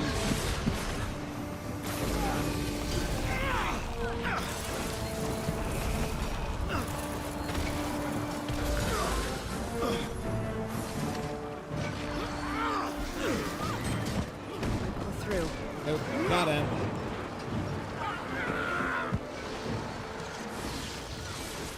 Alright, I think we're just, yeah. I think we're just rushing straight to the end.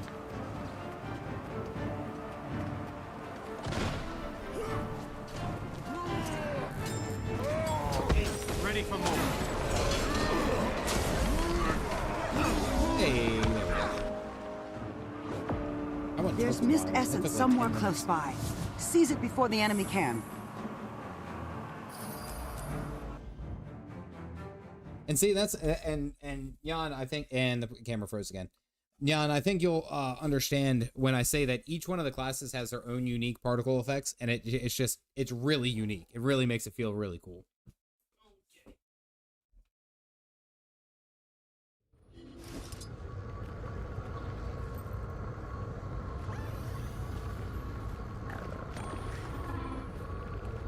Finally got a win.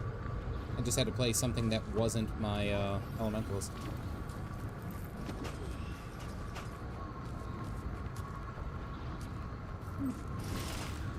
Nice. Okay. Gold, right? Got some more obsidian shards, so I actually needed those. I burned all of them purchasing I burned all my karma getting obsidian shards.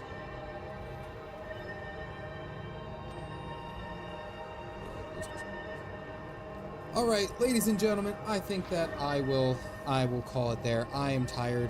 I'm fatigued. I don't usually stream twice a week, so this was kind of like a big thing for me. I do want to say thank you. Seriously, thank you all for all the people who've helped me get to 50K. It's kind of a big deal for me. Honestly, when I first started making Guild Wars 2 videos, I think I only had like 200 subscribers or something like that. So getting to 50,000 is just like absurd. It is ridiculous. So I'm just humbled. I appreciate all of you guys. I appreciate every one of you guys being here. I do want to do some more Guild Wars 2 streams here and there. But as I have, for the most part, like put out faithfully, like I got to finish up at least Endwalker before I get to Visions of Eternity. Starting back on Monday again, we'll do head back to Final Fantasy XIV. I'll be doing some of that stuff, going through the story, still making my Guild Wars 2 content. Yeah, thank you guys. Like seriously, I really do appreciate each and every one of you. I don't think I say that to you guys enough. What's it? Have another video coming out on Friday, and then the stream on Monday. All should be good things. So, I hope you guys have a wonderful rest of your week, and I will see you on the other side of it. As always, ladies and gentlemen, stay caffeinated.